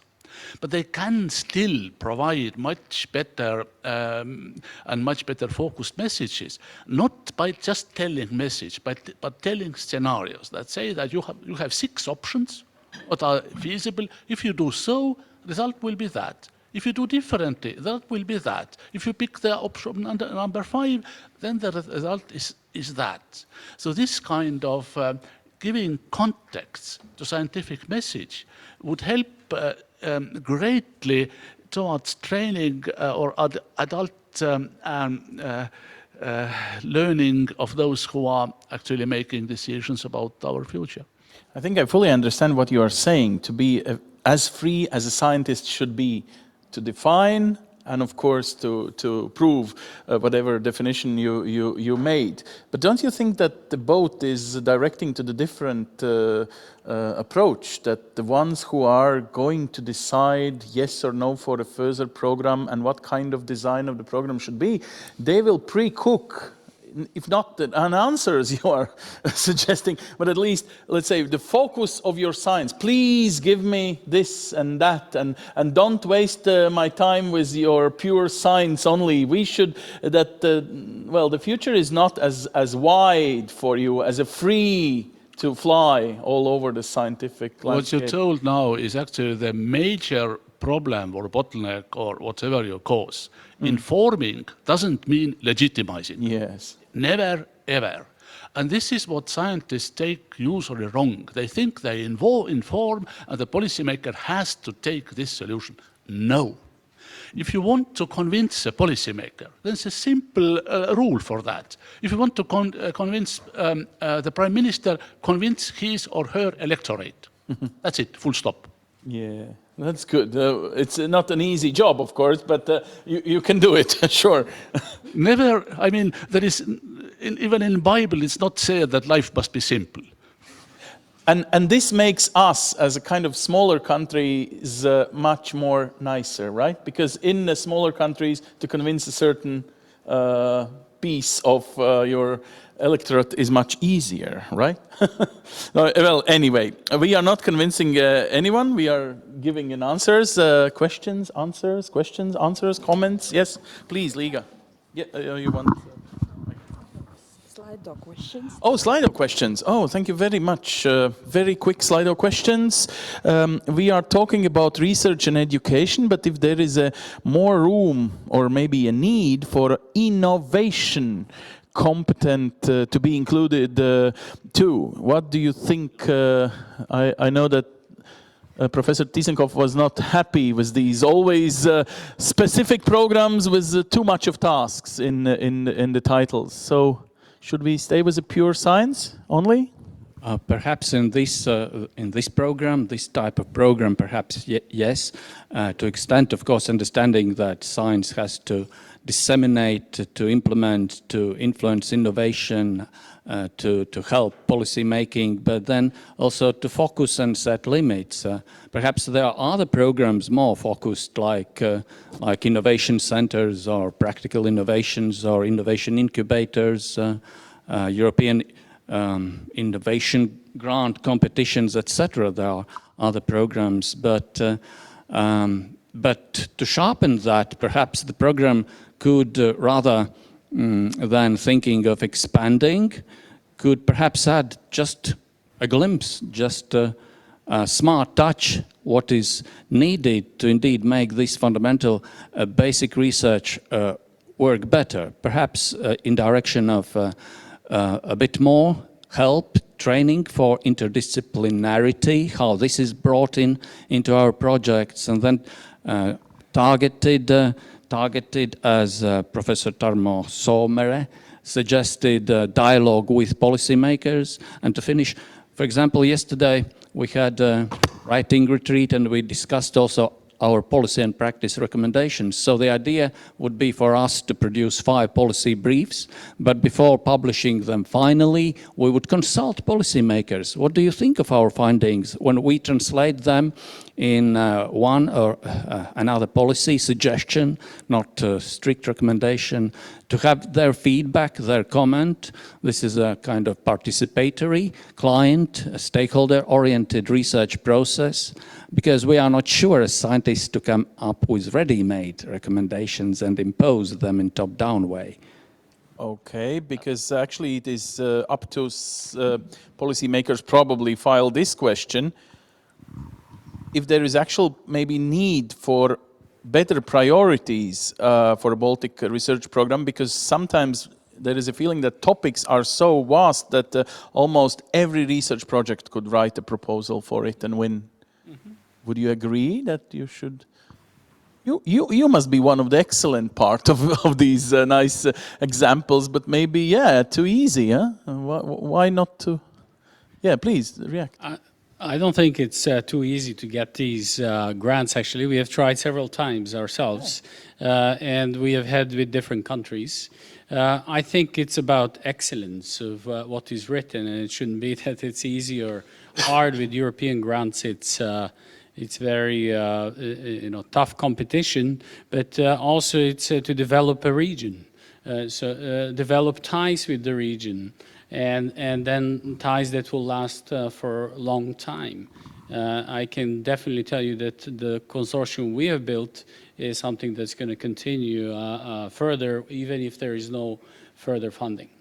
Mr. Soomere, you were talking about voters. But then there is another question about society's impact, or let's call it about how to sell it to society. The projects, should we do a kind of visibility programs or explanatory TV shows or something like this, and so not to have this feeling that everything stays on a paper and in theory only. Should we do a promo campaign? Because I think almost every receptionist in this hotel could say, yes, there is this Erasmus Plus or Horizon program, but I don't know if they can quote the program we are discussing today. This is a very complicated question, and in a way it's a bit wicked question. It's like in policy making, in politics. You need some set of abilities to win elections, and you need completely different set of abilities to run the country. So in political parties, there is many people, and both abilities are covered in decent parties. In science, this dilemma is slightly weaker, but still abilities to win a project and abilities to reach success in project, and third kind of abilities to sell it to society, sell it in not in terms of profit. You need completely different sets of abilities. In this sense, our project is really lucky. We use disaster-based communication, which we can't write into project proposal, but which has very clear physical nature. We do have storms every year, and somebody's being hit by a storm. And even if we can't forecast exactly a storm, we can tell what does it mean, what you may have, what results, what damage you may have, what you should do in order to avoid damage. And nobody listens us in summertime. Absolutely nobody. Everybody's only asking why sometimes seawater is so cold. And then we show how intelligent we are. We are saying this is phenomenon of upwelling. Don't you know about that? Then we are forgotten until the first autumn storms, and then we start explaining in words which are understandable to everybody. So we just wait for an opportunity, and we are completely ready within 15 minutes to give a very reasonable comment, which is basically understood by everybody who has anything to do with the coastal region. So this is our strategy. We can't write that into project proposal. It will be killed immediately. But this is only one of the few strategies which works. And I think that implicitly, basically all projects use this strategy. The question which sounded the same 20 years ago, 10 years ago, and even now, and is it a valid question at all? Are Baltic scientists worried that these kind of collaboration actually increase the brain drain from Baltics to the other, let's say, EAI and Norway countries? Still, 20 years later, do you consider these type of the programs as actually brain drain pump? It depends how we look at this. And of course, when we started the project, we received less invitations to join communities in other countries in the Western world, so to say. And now we get each day invitations to join the communities, the research communities, and also as we are computer scientists and working in cybersecurity. So of course, the brain drain is a big challenge. And when the colleagues were talking about PhD students that have to be involved and trained, but we have to start with actually bachelor students, because later it will be too late to involve them into the research activities, because during the third year, the second year of studies, they are already employed in big IT companies. So when it comes to brain drain, so as I come from computer science, it's still the problem if it was the question. Well, there is no kind of easy cancel brain drain. Shortly, I think there is a brain circulation in modern science in Europe, and since our salaries are also very competitive, we we collaborate, we even hire from, and there is a new working regime. Remote working is possible, and we also gain through exchange. This is rather brain circulation in contemporary scientific networks. So I don't see too much risk once the person is already at the stage of PhD and above. So it's a better temperature than it was 10 years ago on this matter. Well, anyway, all the success and thank you very much. So far, so good, but still things to do and congratulations with probably more and more achievements in this and all the success for next application because we heard there will be more money. There will be a longer period of that kind of program. Okay, thank you for your suggestions as well. Yeah. Big round of applause. Why not? Thank you. Now, my dear friends, you should pay attention to this very screen. There will be some signs where you will or should or please, would you go to these very rooms. So innovation centers goes to, well, stays in this room called Daugava, but then some of you will claim the stair, and keep remember that in Latvia, second floor means second, which is just second floor. Yeah, it's kind of next, exactly. So innovation-based smart and green future goes to Lielupe. Then there is Amata. By the way, these are the nice names of Latvian rivers. Amata is the most coldest river, hopefully not the room. Healthy individuals and healthy society goes there. And then Abava will not exist. So individuals in diverse and inclusive society should now split into different options. And citizen well-being and economic development goes to also second floor room Vanta. Vanta room, not river. Now we will go like now, and when you return, please take your coffees in this room in 1 hour, and we will do a small interaction in between what has been discussed in these working groups. So please don't run away. All of you will need to make your inserts, your thoughts in these beautiful discussion rooms. So, bon chance, and you can also take some coffees to these rooms, of course. So please, cookies, coffees, teas, and orange juice. So we will start here, and can I also ask colleagues who stays in this room, please come closer so we don't shout on each other. We will use actually the microphones anyway, because we will be on air, and also other working groups will be transmitted in Facebook. So you can choose, dear TV spectators, as we call you, you can also choose in between different options. So just pay attention which topic you want to be in.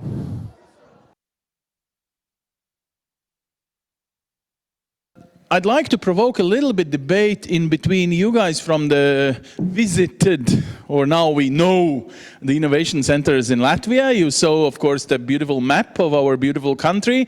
The idea was actually planned like this, that every region of Latvia might have center like this.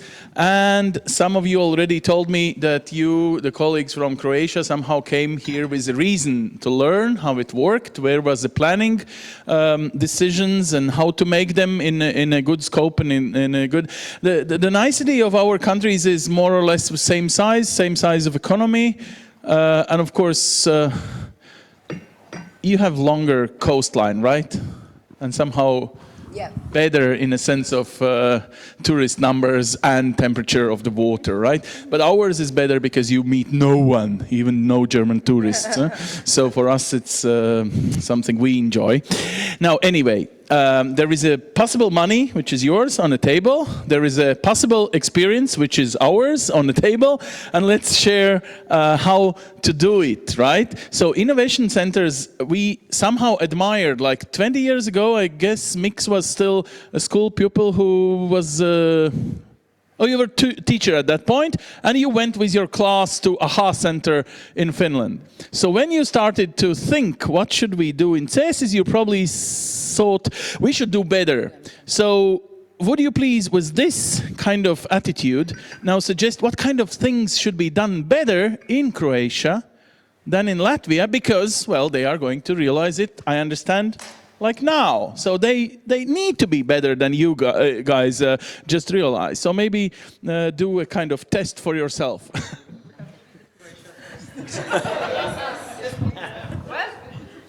I think they already have been evolved from our perspective, because you have like 1 year in advance than us guys.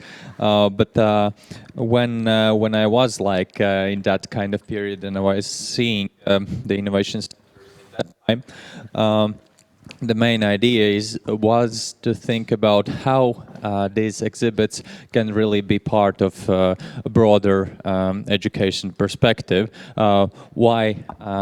What it can teach for the kid that I cannot do at home or I cannot do at school. That is the main thing that we need to think. That we need to thought when we are making those exhibits. These exhibits need to be in that kind of perspective, that you cannot buy those modules or the things in the schools. We provide them in our innovation centers for that. How happy you are when me, as a daddy for now 4 children, I would come with your capabilities, or you should actually speak to the school classes, really be happy for every teacher who brings 20, 25, 35 pupils. I mean, how should centers think? Is this amusement park like Disneyland, or is it really the best classroom attached to actually every school in an area of 100 kilometers from your center? And that is the main objective for us. When I show the presentation, we have 2 target audiences, and 2 of them are needed for us. From parents' perspective, it's Saturday, Sundays, and even from Tuesday till Friday, they need to come to us and they need to see that STEM education is the STEM education is needed in for their kids. And parents, the school in Latvia, there are like 600 schools for primary school and secondary school, and 220,000 students in those schools are learning. In every school, there are like 300 or 600 in the middle of the school. In Innovation Center, our reach is like 100,000 people per year. So if this 100,000 people per year are coming to us, to our workshops, not only for exhibits, we have a greater impact than the schools can provide for their children. Broader impact, not like inside deeper, but broader impact. And that is one part. The second part is this audience that we have, these school children that are coming to us from Tuesday to Friday. And in that part, we not only need to give them the exhibit, but we still need to talk about how they can bring the things that they come across in the Innovation Center back to the school. Because the problem is, it could be the best science center in the universe, but it's still, when they come to us and then they come home, they're seeing they are back to the reality. And when what we try to achieve in our innovation centers, and it was written in some of our projects, that we need also resources for the teachers, that when they come back to the school, how we can still be like give these kids ideas about space, about science, technologies, and so on. Yes. Sorry. Victoria, maybe you can add something. I remember when you opened the first days of center in Daugavpils, I think local community rather promoted this as a kind of new tourism point in the map of beautiful Daugavpils. So why don't you, give kids to Victoria and go to a beautiful Rotko center for adults? I mean, if there is a danger that local politicians will sell it from, it's just a tourism, it's not this excellence and education and STEM and all that, real sky above us, but it's just simple, 3 more hamburgers sold in a local store, that's it. So thanks for local politicians. They understand that it's a good place for education, for family education, for pupils' education, for student education. And because of their decision, all Daugavpils education institutions, so they can come and visit our center and visit our educational programs for free. So I hope kind of decision, yes, and this is why you've got subsidy yes, on the other hand. Yes, it's political decision of Daugavpils City Council. And yes, also we say, yes, we are like a little percent, we are touristical institution because of course Daugavpils is beautiful, big city and tourists come to visit our city. And our center is like a good destination for family with kids. And we have a zoo, close to us, next to us. Yes, in one hand, we are a touristic attraction place, but in another hand, like a bigger part of our work is, of course, educational stuff to educate kids, as Mix already taught. And we love so much to work with families with kids that we also understand, and we always say that everything and science and curiosity starts at home. If parents are open-minded and they understand that it is not only a place where to spend the free time also, but also to have some new knowledges, then it is more easier to work with these kids.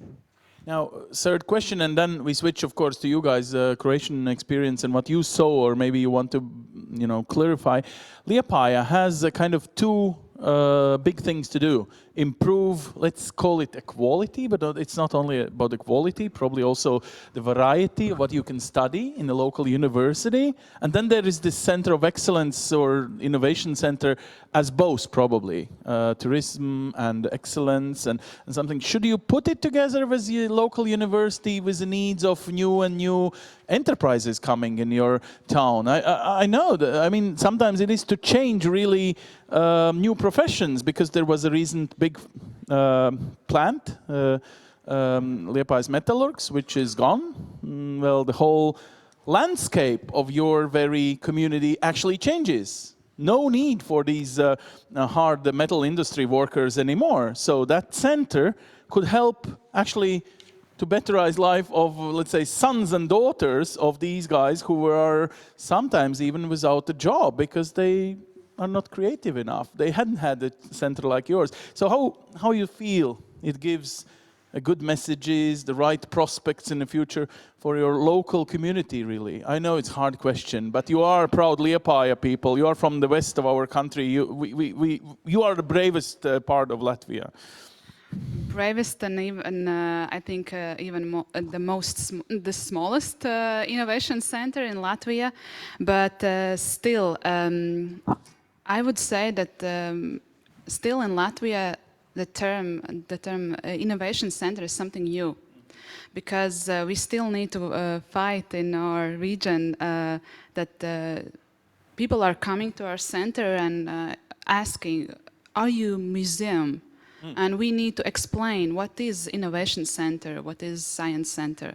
So we still need to educate what it is and what we are doing, because it's very, even schools don't know. They come to us as to museum.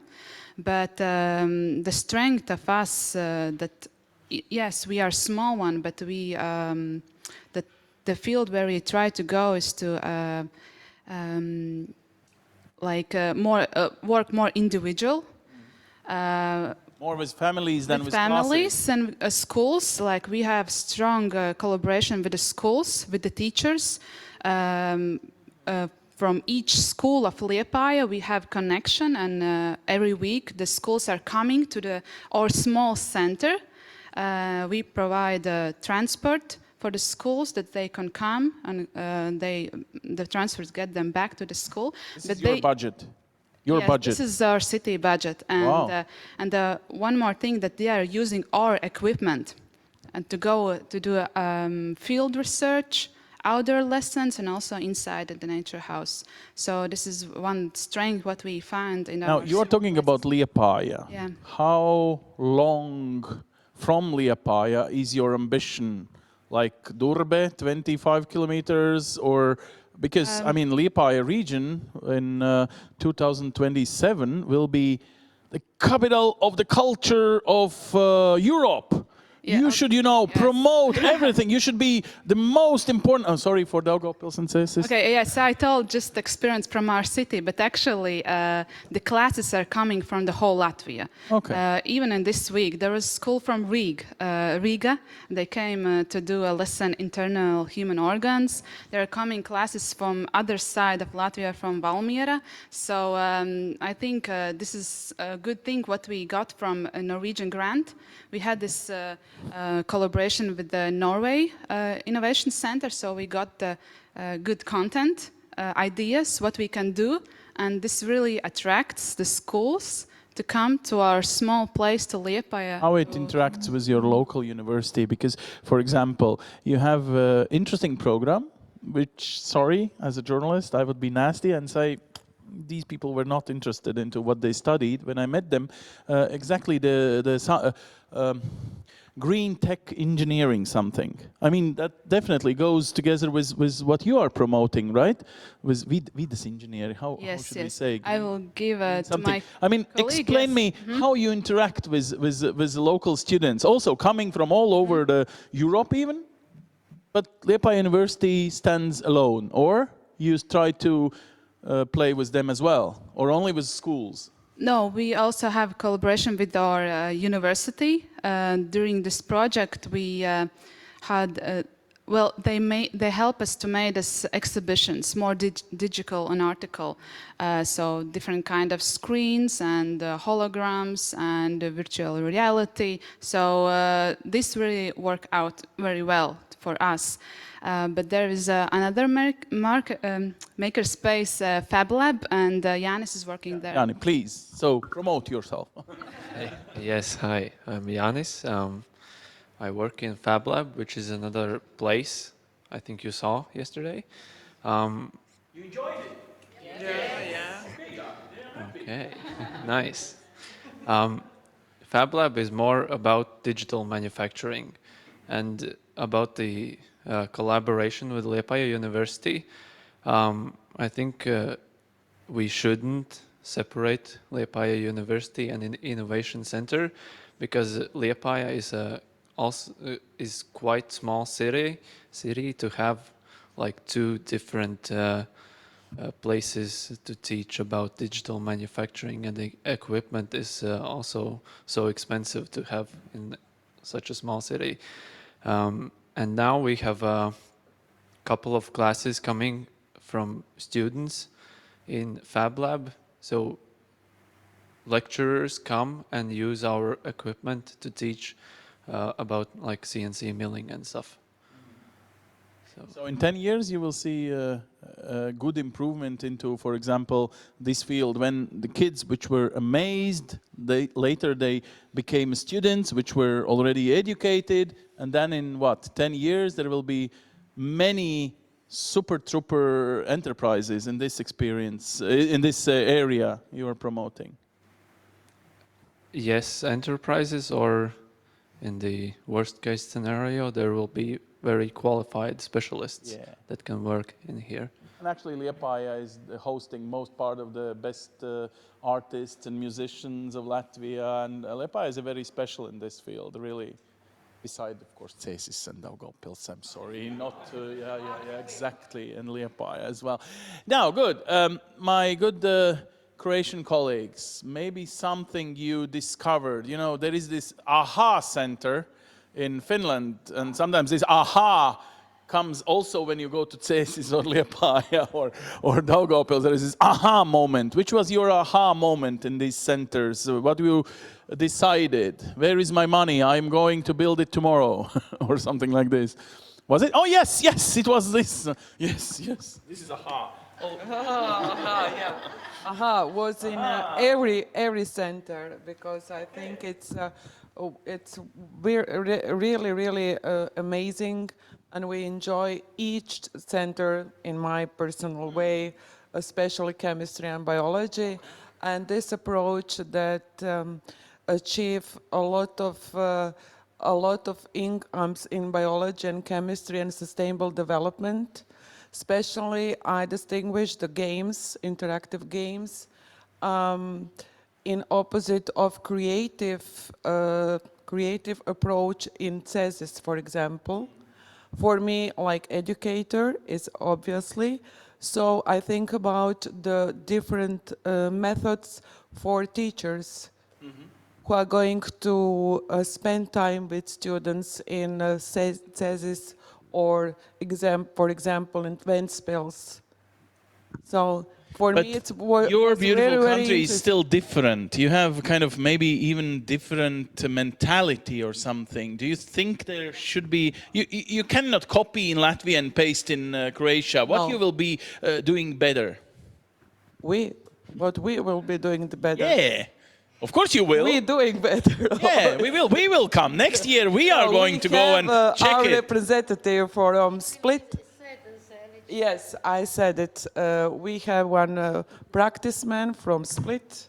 Maybe he can explain. Of course you should, because we have direct flight to Split in the summertime. We will go and check it. Huh? I will fly. Direct fly is, I think, from 1st July until 1st. Yeah. So you can enjoy in Split. Yeah. So you okay. have half year to realize. Don't worry. We have end of date is 30th of April. So we have to achieve that until that. What I saw here that if you have a dream or if you have a vision, you can achieve that.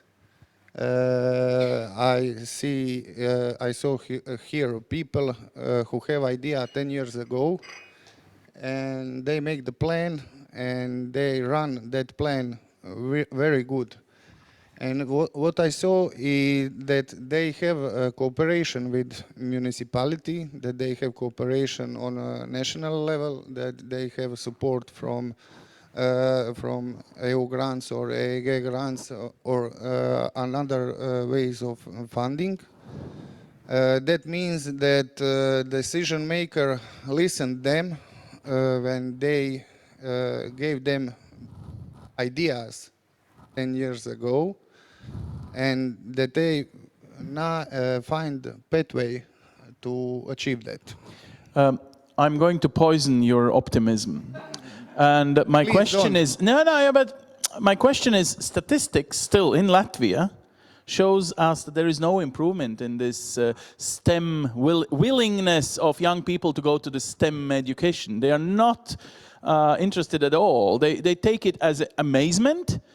Okay, nice. Thank you for educating me. But they, including my own daughter, she will go for political science at the end, which is, I mean, bloody. Easier. Yeah, but now I'm talking about kind of having dreams and having money and having right persons to realize it. But so how to measure it? How to persuade that there is that we should still doing this? Huh? Yes. You need a time. How much? 10 years more? 10 years more? Depends. We are going to die, maybe, huh? We never know. We are next to Russia. No, sorry. At this moment, you cannot use that kind of statistic. Because this is not investment in this moment. This is investment in the future. So I think that we have to choose period between 10 and 15 years to measure. That is minimum. Hopefully there will be still a flight to Split. Yeah, it will be.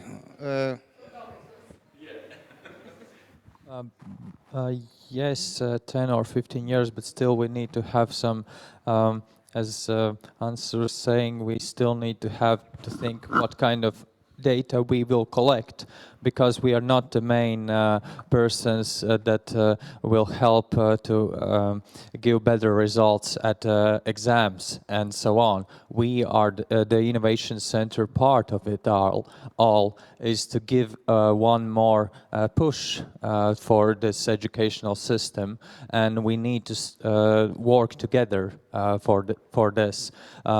The innovation centers, the schools, the parents who bring the child to the schools and innovation centers, you are part of it with your kids, and they need to be more involved in the system. It's when, for example, when the family is coming to our center, the main idea is not like the kids are running through the exhibit and parents are like going to the cafe. No, we have a quality time with the parent and the kid together. That's why we have workshops, and that's why also the exhibit part where every time we are saying you need to do it quiet, learn, read everything, discuss with each other, and then you will understand why this experiment or exhibit is here.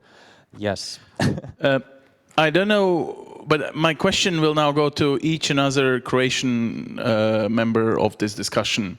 Now, you saw that we've got this nature science aspect in Liepāja, we've got this physics, typical physics in Daugavpils, we've got digital technologies in Museum Center, and the space. And why, do you know why space in Cēsis? No, there was just one, let's call him a crazy guy, and Pauls Irvins is a little bit crazy. He announced himself that he will be first Latvian astronaut, that he will be the first Latvian who flies to the Mars, for example. Unfortunately, somehow they cancelled him at one stage. I don't know why. I mean, we are too small country or something like this, but the ambition stayed. So my question to you guys, wherever you live in Croatia, what will be ambition of your, or thematic something? My boss in television says you should be different from others or you die. So what is your difference? What is your speciality? What is, so, you know, I'm just provoking you with a small something. Artist like Rotko, the guy who actually lived all his life in America and died there? He only was born there, but you know, you created a center for millions. Many people go there for just admiring just one picture. Okay, now, but there was a time when there was one picture. And that's, so the question is, where is this excellence of where you live? Just name which part of the Croatia you live and how you think from the point of view of Innovation Center, you would, you know, define this angle or title or something, speciality. Well, actually, I live in Zagreb. I come from the Ministry of Science and Education. I'm not actually from the... Yeah, but you live in Zagreb. Yeah. So if there would be an Innovation Center, what kind of, you know, subtitle you would put? What kind of subtitle? Maybe diversity. Okay. Yeah. And why? Because I think that actually that's one of the important aspects of education. Okay. Actually, it's to embrace diversity and especially nowadays. Yeah, especially nowadays. Okay. I would think so. Yeah. But if I may add something from my perspective, what you have asked earlier. In all of our innovation centers in Latvia, what I have learned are the ways in which innovation center actually incorporate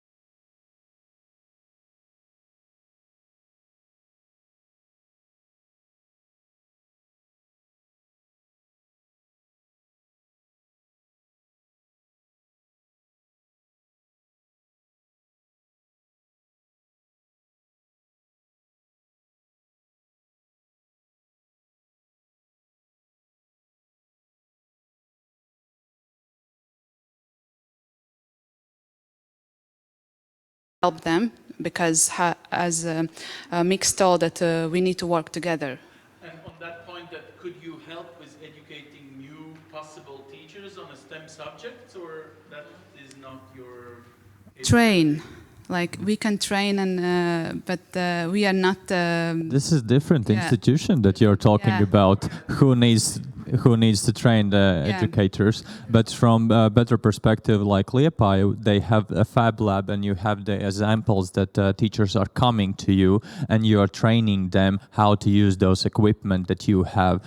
It's not like we have this equipment and only we can use that. The schools are coming to Liepāja and going through these workshops and understanding the laboratory equipment, and they can use that. We try to do the same thing in the future as well. We have the resources, the place to do that, and every school don't need those resources to buy. That's why those innovation centers is one of the point, that the equipment is there and you can come to us. And if the city council have money for transportation, it is much easier for us. From other perspective, we have lack of teachers. It's true, but also in Latvia there's some ways how we right now we don't solve the problem, but we have ELOPs, we have a bandage for that. For example, from programming, we have Datorium. There's a big programming online courses that schools can attach their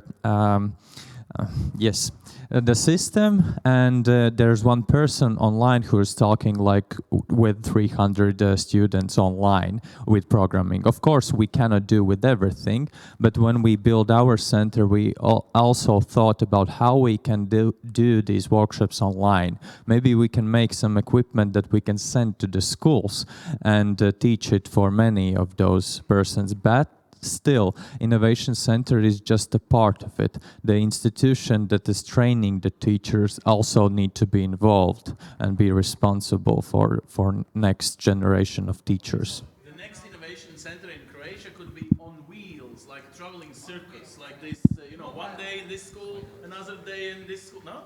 Yeah. I'm just trying to find a kind of innovation in innovation centers.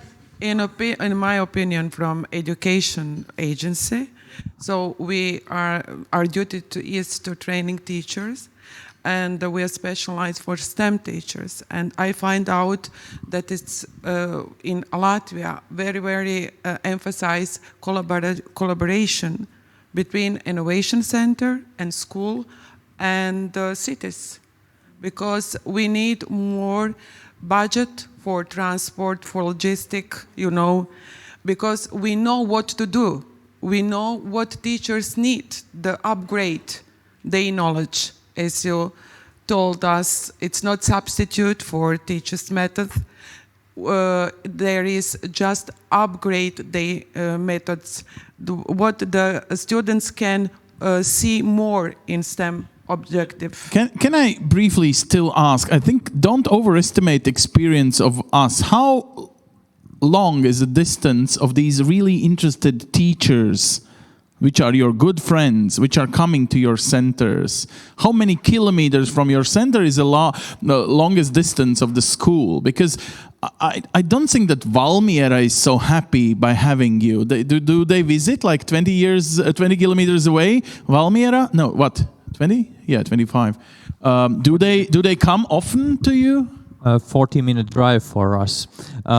Yes, we have already also the schools that are coming to us, but from teacher perspective, we have also the people who are coming from Daugava, and it's like outside RÍGA. That is 130 kilometers because of excellence. Because of the programs that we are providing.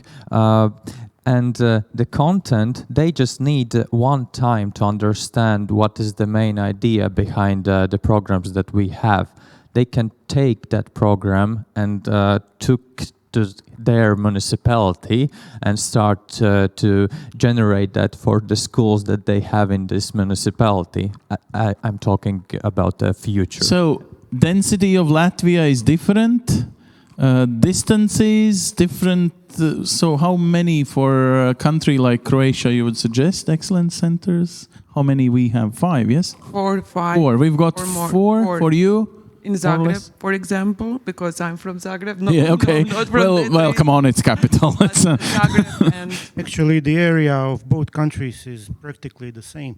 The area, yes, but the geography for you to Dubrovniki, you know, oof, that's different story. We did think about it, and maybe 4 or 5 centers would probably do the trick. Okay, congratulations. We will come for opening. So, which is the first? When? Well, I don't want to brag, but I think that we've managed to create an institution which is sustainable, and the only way to do this is to create sustainability. You know, projects have a beginning and an end. So if you do this like a project and not a program, you are definitely going to fail. This is one of the things that I saw here in Latvia, that if you build it, they will come, you know. If you have a center, I saw also that there are problems, challenges. Don't call problems, call challenges, right? Okay. So not everything is perfect, but it's a good beginning, because when you have sustainability, then you can fail and you can rise back again. And if your project has an ending date, it will end. Nothing will happen after that. Yes, but I still want just to kind of double check with Latvian side. Would you agree that if it's a kind of program, long program, it's better than the project? Because in the project, like people like you, the crazy guys from I mean, you have to be crazy to do something like this. One cannot pre-plan that there is a little bit cuckoo in someone in Daugava. I mean, they were lucky that you were there, Victoria. Don't you think so? That not every person could be as crazy as you, so to go and realize this. So what do you think on this matter, that program is better than the project because project ends? Yeah, please. There are crazy guys. Okay, hello. Sorry, he is my colleague, and I don't share his opinion. Don't Good, objective. You are, okay. You know, democratic country. Yeah, and we vote together, and I decide. Maybe in this moment I liked the most project approach, because you have a goal, you have team, and you have money to achieve something. And if you don't achieve that, you failed. You need to think about that fail and make the best way how to raise up. How to sustain it, because education, the respect of these outcomes that we are waiting in 20, 30 years, I mean, whom to ask? If the project is failing, then... Okay, but when you're running the project, you know that you have the end date. In the running project, you have to think about sustainability at that moment when you started to running that. But let us check twice. Both of your projects were updated, right? Even from the inside, right? You were like, you started as totally different content. And then there was a kind of copy-pasted this into Daugavpils, and now it's a kind of different, even kind of more or less the same people, but different subjects. So you have to have project every 10 years, so to restart yourself from the zero, to be, you know, to be crazy once again, or what? Would you comment on this, Mick? I'm thinking because the first project was to copy Estonians mostly. Okay, sometimes we do it. Don't tell to Estonians that we are copying them. In good perspective, to thinking that we need science museums as well, science museums. And that was the main difference from this project. In this project, we're totally going inside this school education system, and we're trying to solve the things that can we solve? And I think we need to go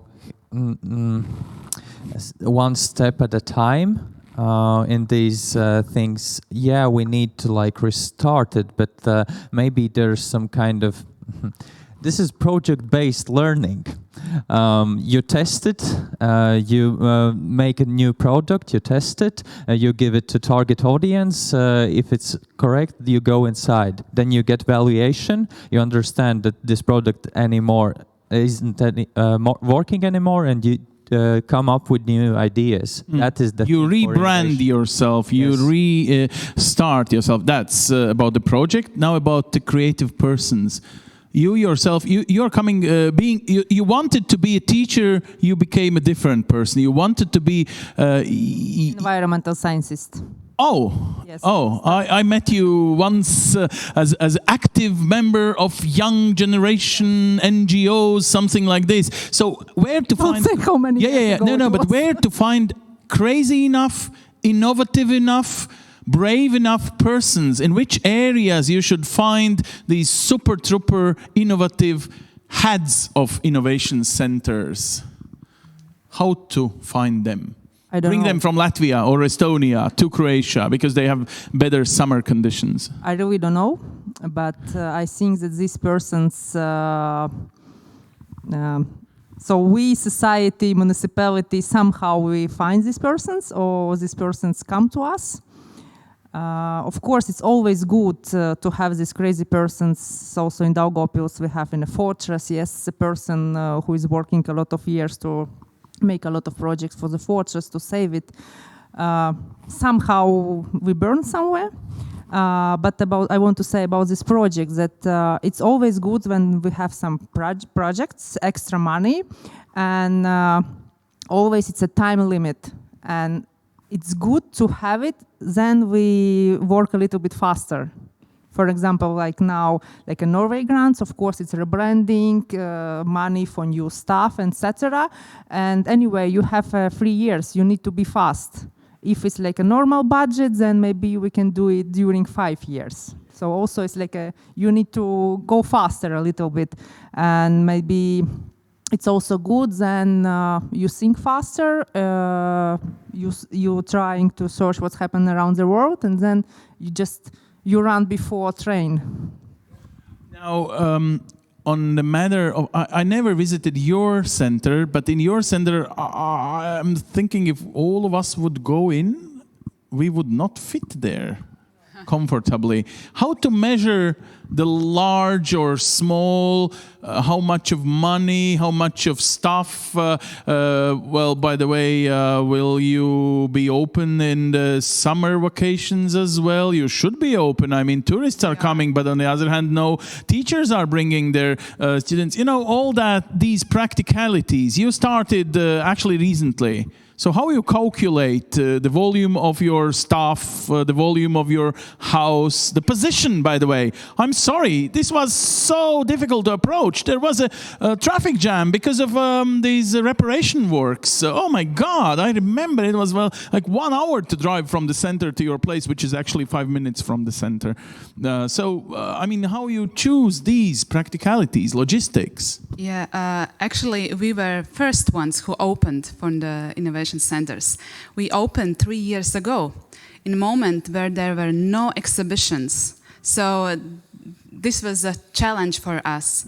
And we were like, all those 3 years, we were thinking, okay, how we will work with 30, 40 people groups and class groups. And I think we did it well because we used these resources, what we have. We had indoor and outdoor. This is our strength. So one thing, we split the groups. Sometimes if the group is too big, we split them in two, and there is parallel lessons, indoor and outdoor. And we use this environment, outdoor environment, which is really nowadays very like practice, which in Northern, in Finland and Norway, and we want to learn this from Scandinavian countries. So this is our strength. what was the percent? The stuff, how big, how to create the best stuff. You probably cannot waste money and take some people whom you don't task. How big is your stuff? We are small ones. Yeah, in Nature House we work 3 people. So actually 2 people, 2 persons who works with the group. Yeah, but we are good. Yeah, you are. But how you can manage it throughout all the years, seasons, 3? Can you? Really? Yeah, we are open all year. We have a joke that schools have a 2-month vacation. We are working all seasons, and summer times we have a lot of tourists, and yeah, we still just we are figuring out what works the best. All those 3 years was a research for us. Okay, when is season for school? When is season for tourists? When is season for families? When is season for teachings? Where is for all those things? And I think we are. I think we find the right way. But more people on the team. I think it's still needed for us. Yeah. You don't work Saturdays and Sundays? Yeah, we are not working, yeah. All right, sometimes you sleep. This is conclusion. Now, your question, Erika. No, I would like to comment a few things, if I may. Let me introduce myself. I'm Irina. I'm from Croatia, from town Ludbreg. This is quite a small town, but we have actually a very good cooperation with other municipalities, the same as our county, which is very important in Croatia, because my colleague knows that in Croatia, counties are owners of the elementary and secondary schools. So if you have a county on your team, then you have a pretty good chance to make some influence into the school curriculum. As well, county has also some budget which can be shared and implement in our future STEM center. But I would like to also comment a few more things as we saw in past few days. First of all, I would like to say thanks to our host. It was really nice experience. I'm congratulating you for your enthusiasm, because you have the whole story and the whole package, from the architecture to content of the buildings and everything else. So great, nice job. Second, I was thinking, you spoke about sustainability of the project. I'm not sure, as we heard, most of your centers are actually depending on municipalities' budget. So I'm not quite sure if that is the sustainability that we want to achieve. We would rather make our institutions more independent of municipality, because where it is a municipality, there is always politics. So yeah, that could be quite challenging sometimes. Then the second thing, during this project we are implementing, we noticed that our teachers, some of them, have quite challenged to step outside of their comfort zone. So that's why we started with motivating the teachers from the first day of the beginning of this project. So we had all sorts of activities, educations for them, and we started with a base of like 50 or 60 of teachers, and now we narrowed down to the 10 or 15, and those are the keepers. So we are pretty much sure that those are the ones who are the most enthusiastic, and they will be making some progress into our new center. And the last thing, I took too long time. The last thing I wanted to also comment, how to find a crazy person.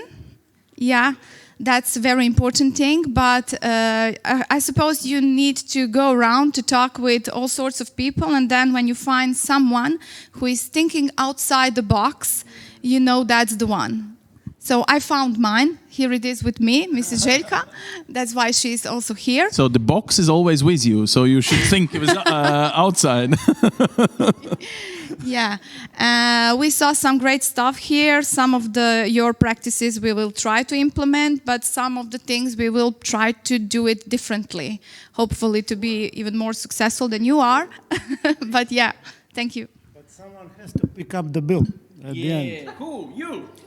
Well, maybe the founders, either counties or other types of municipalities. In Croatia, there are two types of founders for schools. Those are counties or cities. So technically, without counties, it will be very hard for regional centers to exist in our country.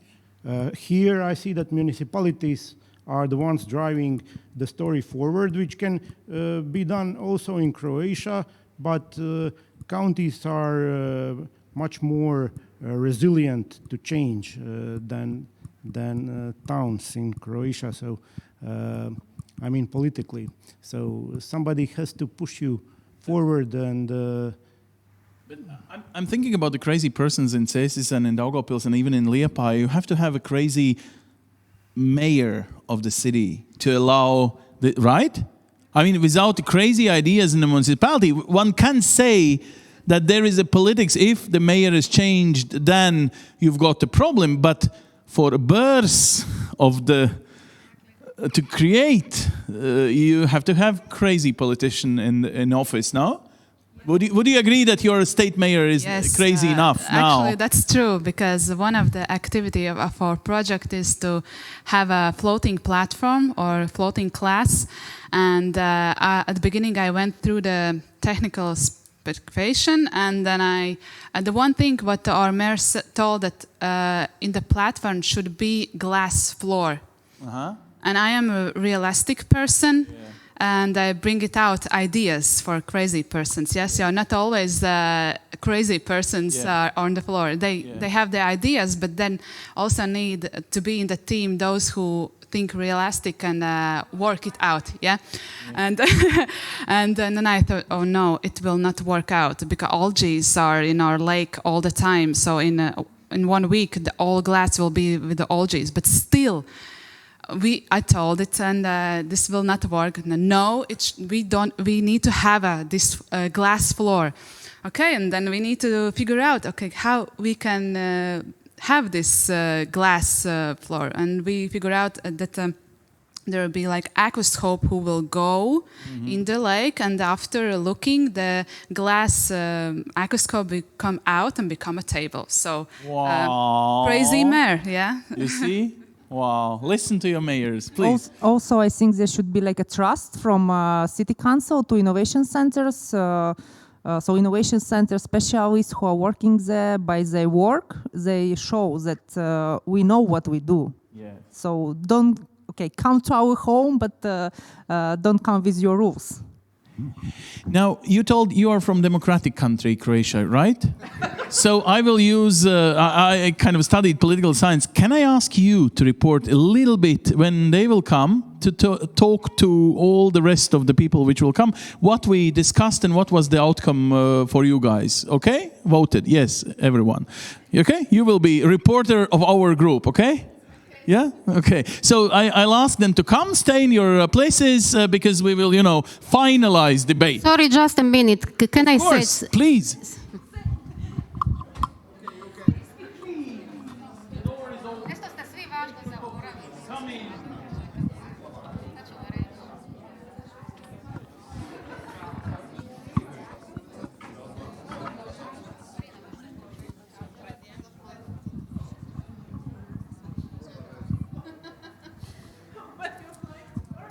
We all forgot honestly, if you go to grab your coffee, you will never come back.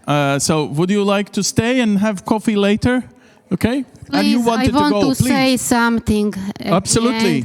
In the Republic of Croatia, we have 2 innovation centers. One is in Vukovar and one is near the Zagreb.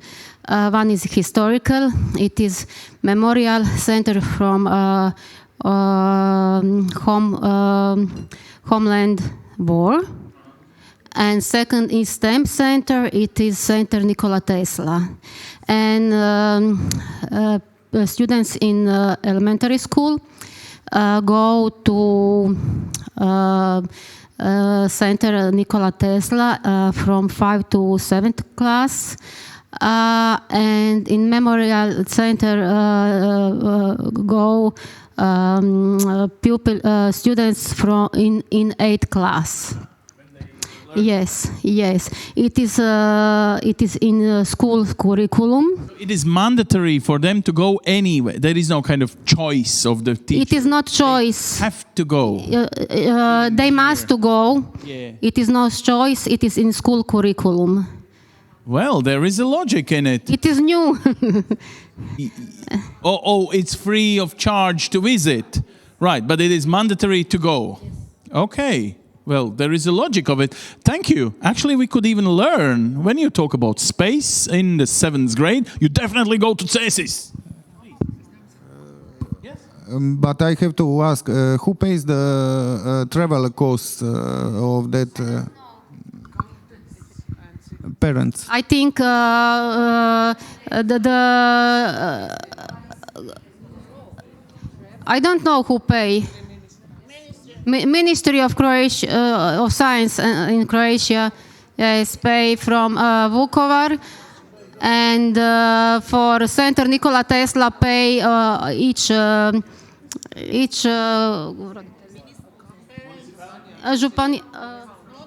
county. Okay, I'll ask once again people from the inside and.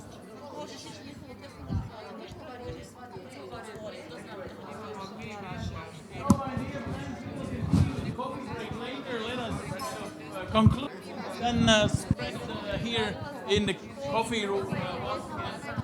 Please return to your.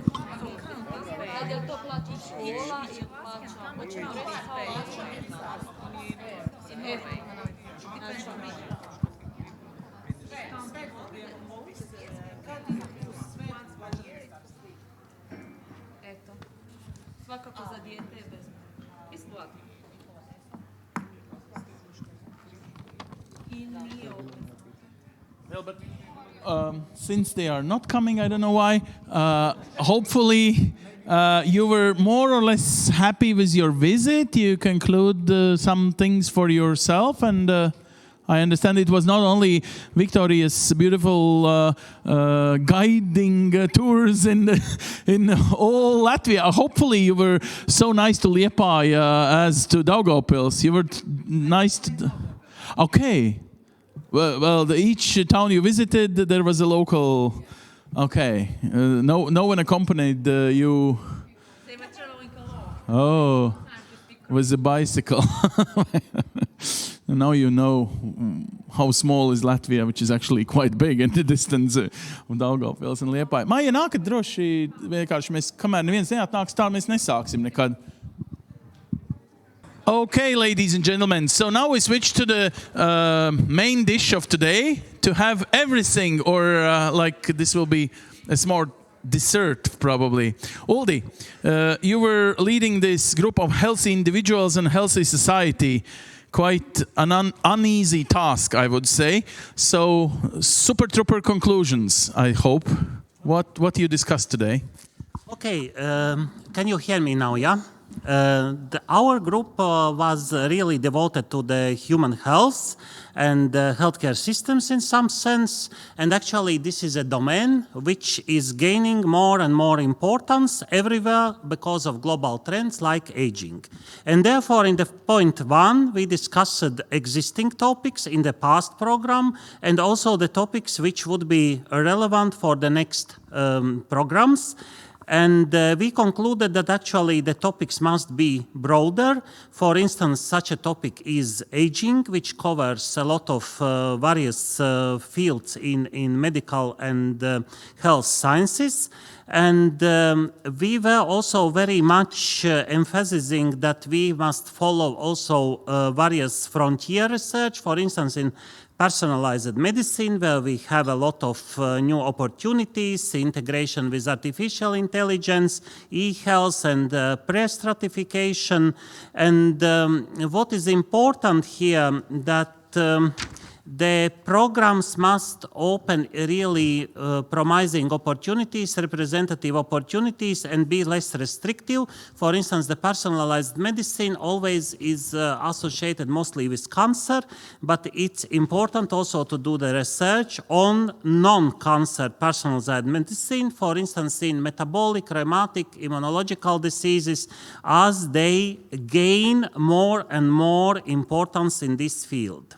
So this is about point one. Now very shortly about point two, interdisciplinarity, highly supported. Also with various fields, social medicine, we discussed, for instance, the equity problem, which has risen extremely, IT, also involvement of patient organizations, which is a part of legal science, and also, for instance, security of patients is a new modern topic, which has some relation already with security sciences. About collaboration and how to continue the collaborations, we remember that always the formula was that you go to upper level program, to Europe, to human frontier sciences global program, and so on.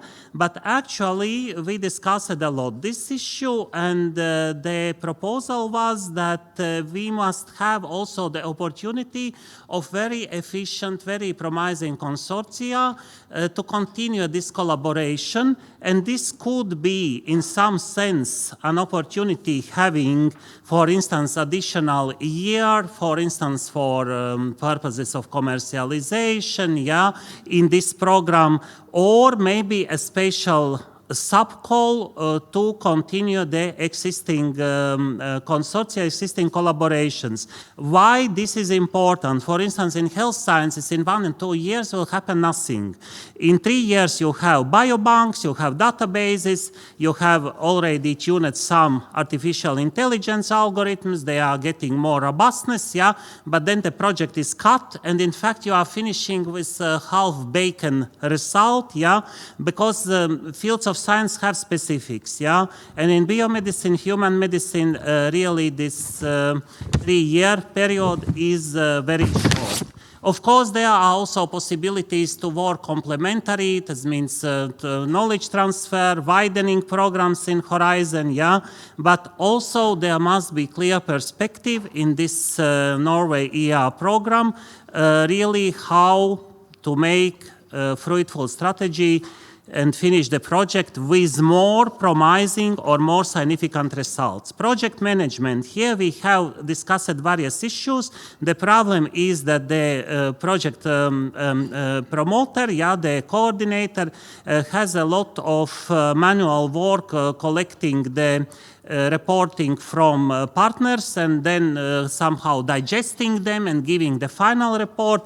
And the conclusion is that really a central management system where is like something like participant portal where the partners efficiently enter data and the coordinator can submit them to the reporting to the program's operator would really help. This is really at the moment consuming a lot of data.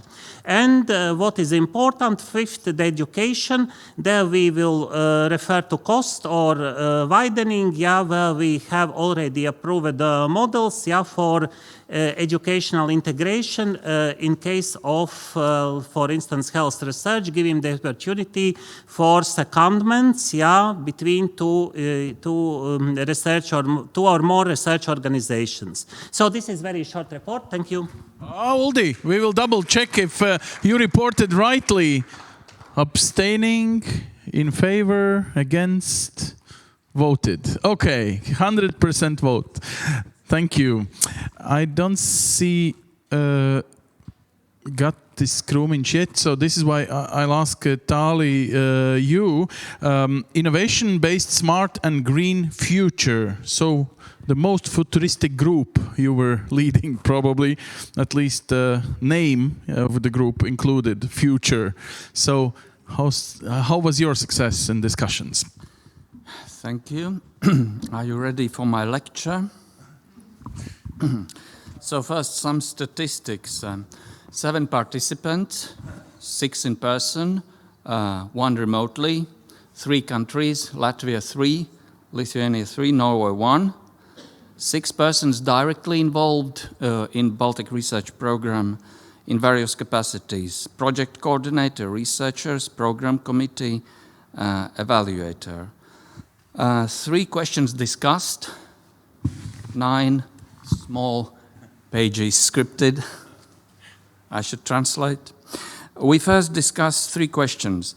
The first question was, what are our experiences of collaboration between organizations and disciplines in joint projects? So, plus positive experiences. I'm not going to read them all.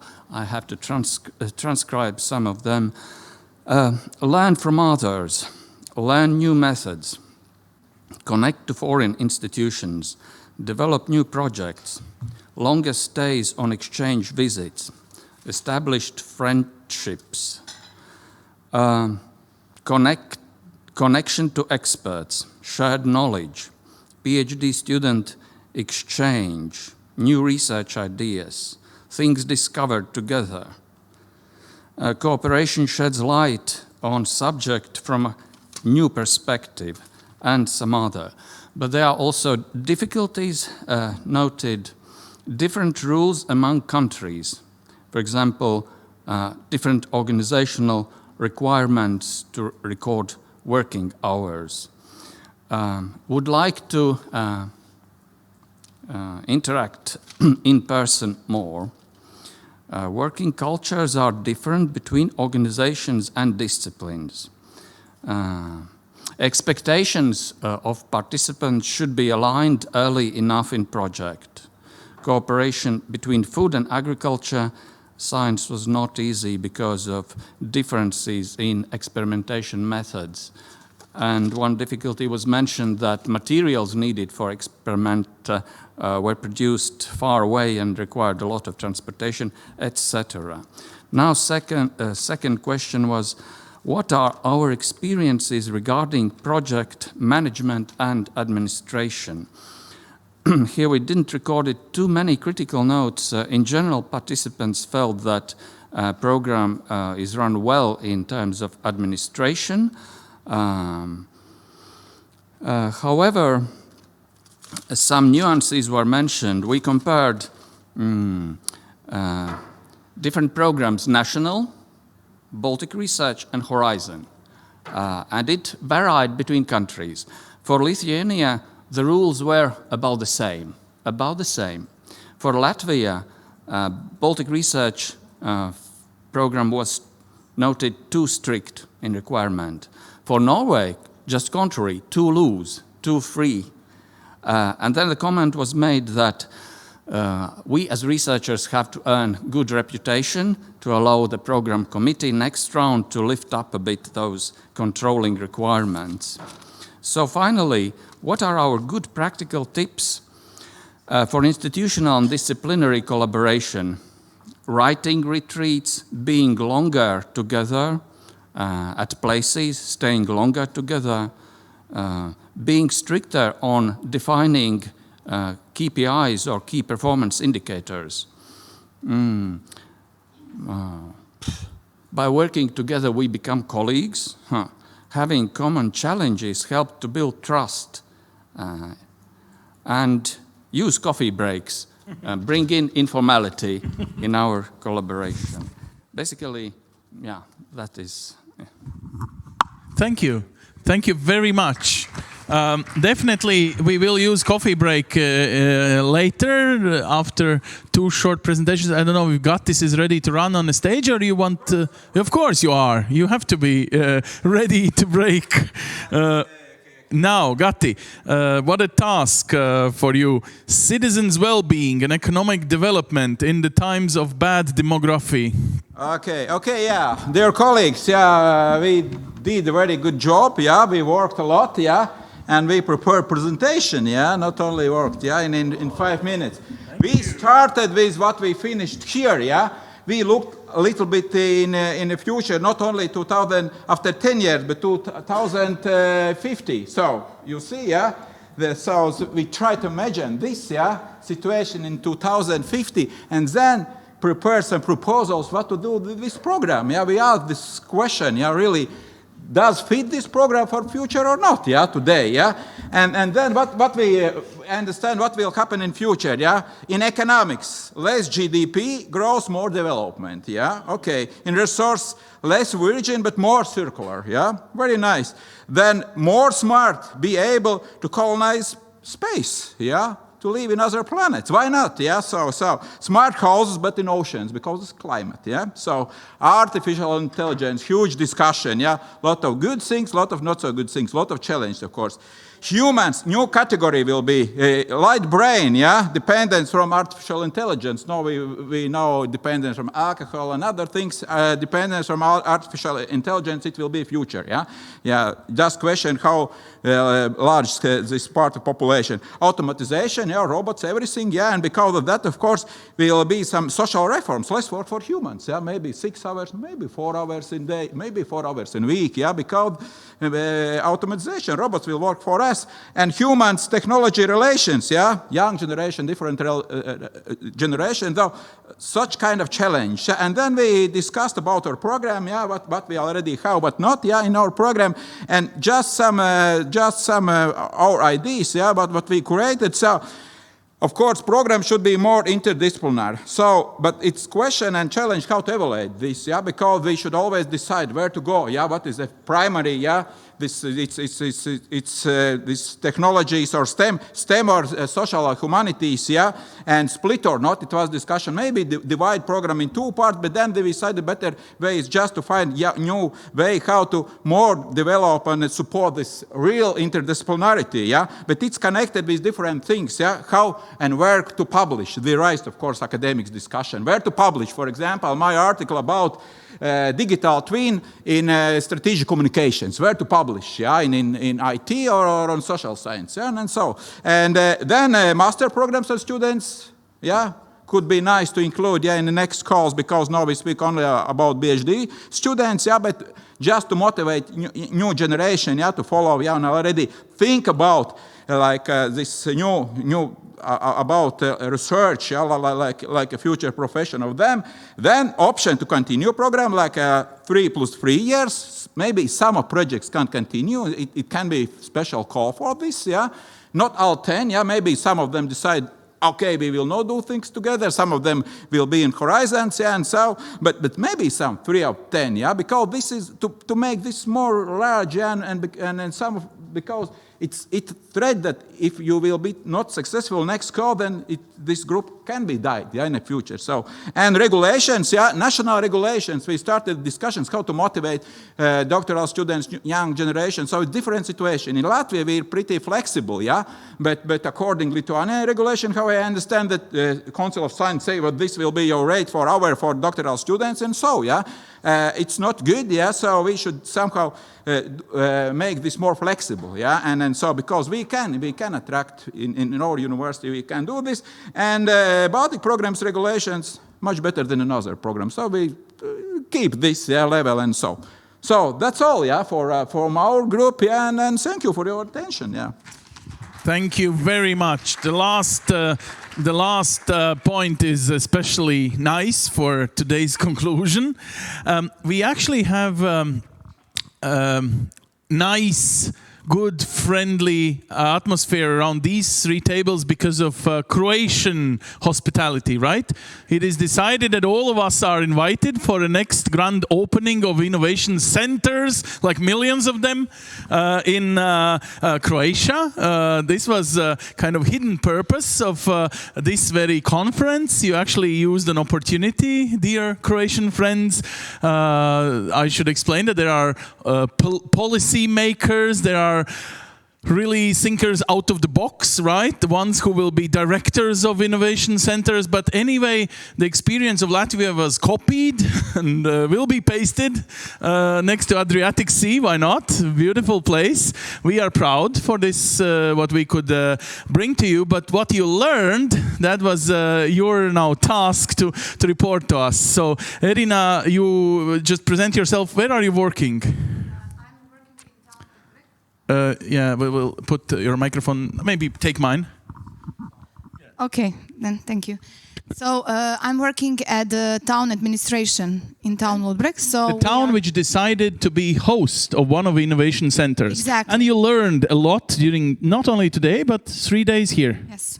So yes. you've been everywhere, in Daugavpils, in Liepāja, in Cēsis. Yes, exactly. And in Ventspils, of course, one cannot miss it. So we visit all 4 innovation centers in Latvia, and we really had a very nice time here. So we learned a lot, we saw a lot. We have actually a huge amount of new ideas to implement when we come back home. Do you know that there is a size limit when you fly back? No. I have that tickets that allows me to bring a larger suitcase. Okay, so I good. can put it all it's in. included No in your... Yeah, okay. we thought about everything. Yeah, we are thinking out of the box, really. So yeah, we learn a lot. Of course, one thing that we all actually miss to say that is big thanks to Norway grant. I'm saying that because here are my colleagues from Norway. They were here during the workshop, so I forgot to say that. But please tell them when you saw them. So big thanks. They are here. Actually, they are hiding. Never mind. Big thanks to the Norway grant. We have. Thanks to them, we have that opportunity to make some difference in our local society and to build those regional STEM centers, which we really believe that will make some changes regarding to educational methods, regarding to understanding of science and science subjects. Also, we are really hoping that our teachers will be more comfortable to use some other teaching methods than they used to do now. And of course, we are all hoping that some new future Nikola Tesla is somewhere. Then we have to just find him, because you all know that Nikola Tesla is from Croatia, right? Of course. Just to make sure that. So we actually learned a good experience for our Latvian colleagues, and we are hoping they will be in the grand opening ceremonies in Croatia innovation centers. Will be most certainly send invitation to you. What we want to do in our centers is not to become one of the animation parks for the children and their parents. We really want to give to all of the children some basic knowledges about science subjects especially. And then we would really like to choose those who show some excellency in those fields and work with them separately and individually. That's why we develop those STEM centers, which are separately from the schools. There will be an independent institution. So all schools are welcome to join us there and to work and to use those rooms. We in Ludbreg started with motivating the teachers. So we know that they are actually that base that we need to have. Okay, you need to have the buildings, you need to have some modern equipment, but then, of course, you need to have a people who will work with those equipment and who will work with kids and who will make that students, that pupils interested in science. That's probably the most important thing that you need to have. So I think that we all need to think about a little bit more about sustainability. Of course, we have our municipalities and our counties. They are actually supporting us. But we would really like to develop even new programs and new methods how to bring people to the center and not to be not to depend on the politics and municipalities' budget. So that's something we all need to think a little bit more. And yeah, we have some same challenges here in Latvia as we have in Croatia. So I'm a bit of relief now when I saw that you are also having some challenges in that sphere. But one thing that we all have in common, that is a lot of enthusiasm. A lot of enthusiasm, starting with the town administration, county administration, teachers, then those crazy people who are working in the STEM centers and crazy people who are coming up with all sorts of the ideas. And I'm sure that that will bring a difference in our society. So both Latvia and Croatia is Latvia full and with Croatia. crazy people. Full of crazy people. That's Yes. just a kind of last. Yeah, that's something. our new actually logo for our touristic board. I think we had Croatia full of life. So next year we will have Croatia full of the crazy people. And I'm also Really? The name of your town means Crazy Hill in Crazy Hill, yeah. That's why I Estonian like to talk English. about craziness so much. Okay, congratulations. Then you have to have this innovation center. Now, the last, I think you are already part of a euro, right? So we can, how much? You put 5 euros, 10 euros on, let's beg. Now, I would say that in 2030, Latvian will be the first astronaut on Mars. Or you would say Croatian. No, I will leave that to you guys. Okay, so Latvians go Latvia to space, is going you to space. stay in We this stay on crazy ground. hill. Yeah, yeah. Okay, decided. Okay. I think that's fair. Yeah, even before NASA, we go. Easy for Latvians. Yeah. Okay. Now, listen, we are so happy because honestly, from the country with experience of less than 20 years in EU, and you know this experience yourself now, actually, this is more or less the first moment when we start to spread our experience to others, and we are happy to spread it to you. I mean, thank you for accepting this experience. So you are no longer followers, now you are leaders. Oh, wow. So congratulations to that. It's This you have to say again when Jānis comes on a stage, because he works for Ministry of Education and he will conclude the day. And this will be really, I mean, what a nice prospect for him. So, Jāni, this was really the atmosphere during today. I know you've been running for state budget negotiations, I guess, in Parliament. So now I invite you back on the stage as a big boss, but also with a question. Don't you find really the nicety of our country that now we have so even long experience in different projects, in different programs, in different something. And the beauty is really these different experiences that we can already pre-planned future even for a continent. I don't know. What about ambitions of this very program or Latvia itself? Do you measure it enough to leave this room? Do we gain some more ambitions today, do you think? Absolutely. And I wanted to say that it is, I would say, a very interesting point of, I would say, development history where we are right now, where we have lived for so long, I would say since 2004 when we joined the European Union, as you know, always catching up, and you know we still are trying to be as developed as prosperous as other countries, especially in the Western Europe. But what has changed and what we see in results is, I would say, those ever-growing and increasing, at the start, glimpses, but in the end, full-scale initiatives and actions where we are, as it was mentioned, not just followers, the ones who can do results, but also those who can be in charge, be leaders, be real creators of new innovations, new cutting-edge research activities. So it's still, I would say, this transition is there. We are still catching up, but also we can look behind and see that in some ways we already have. So on that regard, it is my honor today to conclude and summarize what has been said at today's conference.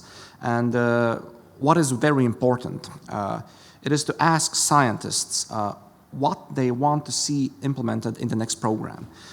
More discussions are needed between program implementers and researchers, and there are such questions of what topics are important. What are the emerging trends you see that will need more research done in the near future, and what are some challenges you can predict we will face in the future. Initial evaluation of the program shows that the goals have been or will be reached, which is good, by the end of the program period. The program is an important tool to share data and knowledge through the projects. Consortiums in the Baltic Research Program, they are a good mix of applied research and fundamental research project activities, and each have their strong suites. And this is how knowledge sharing happens. Some questions we should all ask in the field of research also concern this dichotomy. It's between excellence and inclusiveness. Mr. Rune Vistad mentioned that maybe 10 years ago in the program the main question was about inclusiveness. Now the bar has been raised and the focus is more on excellence. I could say that Latvia's development in recent years is overall similar to this. We are also, when it comes to our priorities, investment activities, and general policy in research and innovation, refocusing our emphasis from inclusiveness to greater focus on excellence and excellence initiatives in research policy and our research programs. Regarding impact, creating an understanding of impact is the main activity of one's research, and Baltic Research Program helps in shaping understanding of the creation of impact, and this in turn helps our researchers to apply for other programs such as Horizon Europe, where the impact segment is an important part of the application and implementation part in the projects. Mr. Wang also mentioned that open data is a way to give back to society, which is also very important with an ever-growing importance. We have heard in these 2 days from several projects that their experiences, and we are very glad to hear that all of the involved in the program have expressed their interest in continuing what has been started in this programming period. We are also glad that everyone involved also sees a need for more synergies between science and education. In this area in Latvia, we also have ongoing and recent experience in ever greater merging between science and education, especially regarding PhD studies, training of new researchers, and it can easily be seen also in the data. The amount of research that is carried out within higher educations in Latvia has nearly tripled since 2016 by sheer amount. Maya Dambrova mentioned that a few science excellence hubs are all the same ones in Latvia. They are the only ones getting this kind of funding and Horizon Europe funding, and this also goes back to inclusiveness and excellence. And under Baltic Research Program, we see many different projects, from health, biomaterials, how concretely how to new concrete in social sciences and political sciences, and this shows that the priorities do work.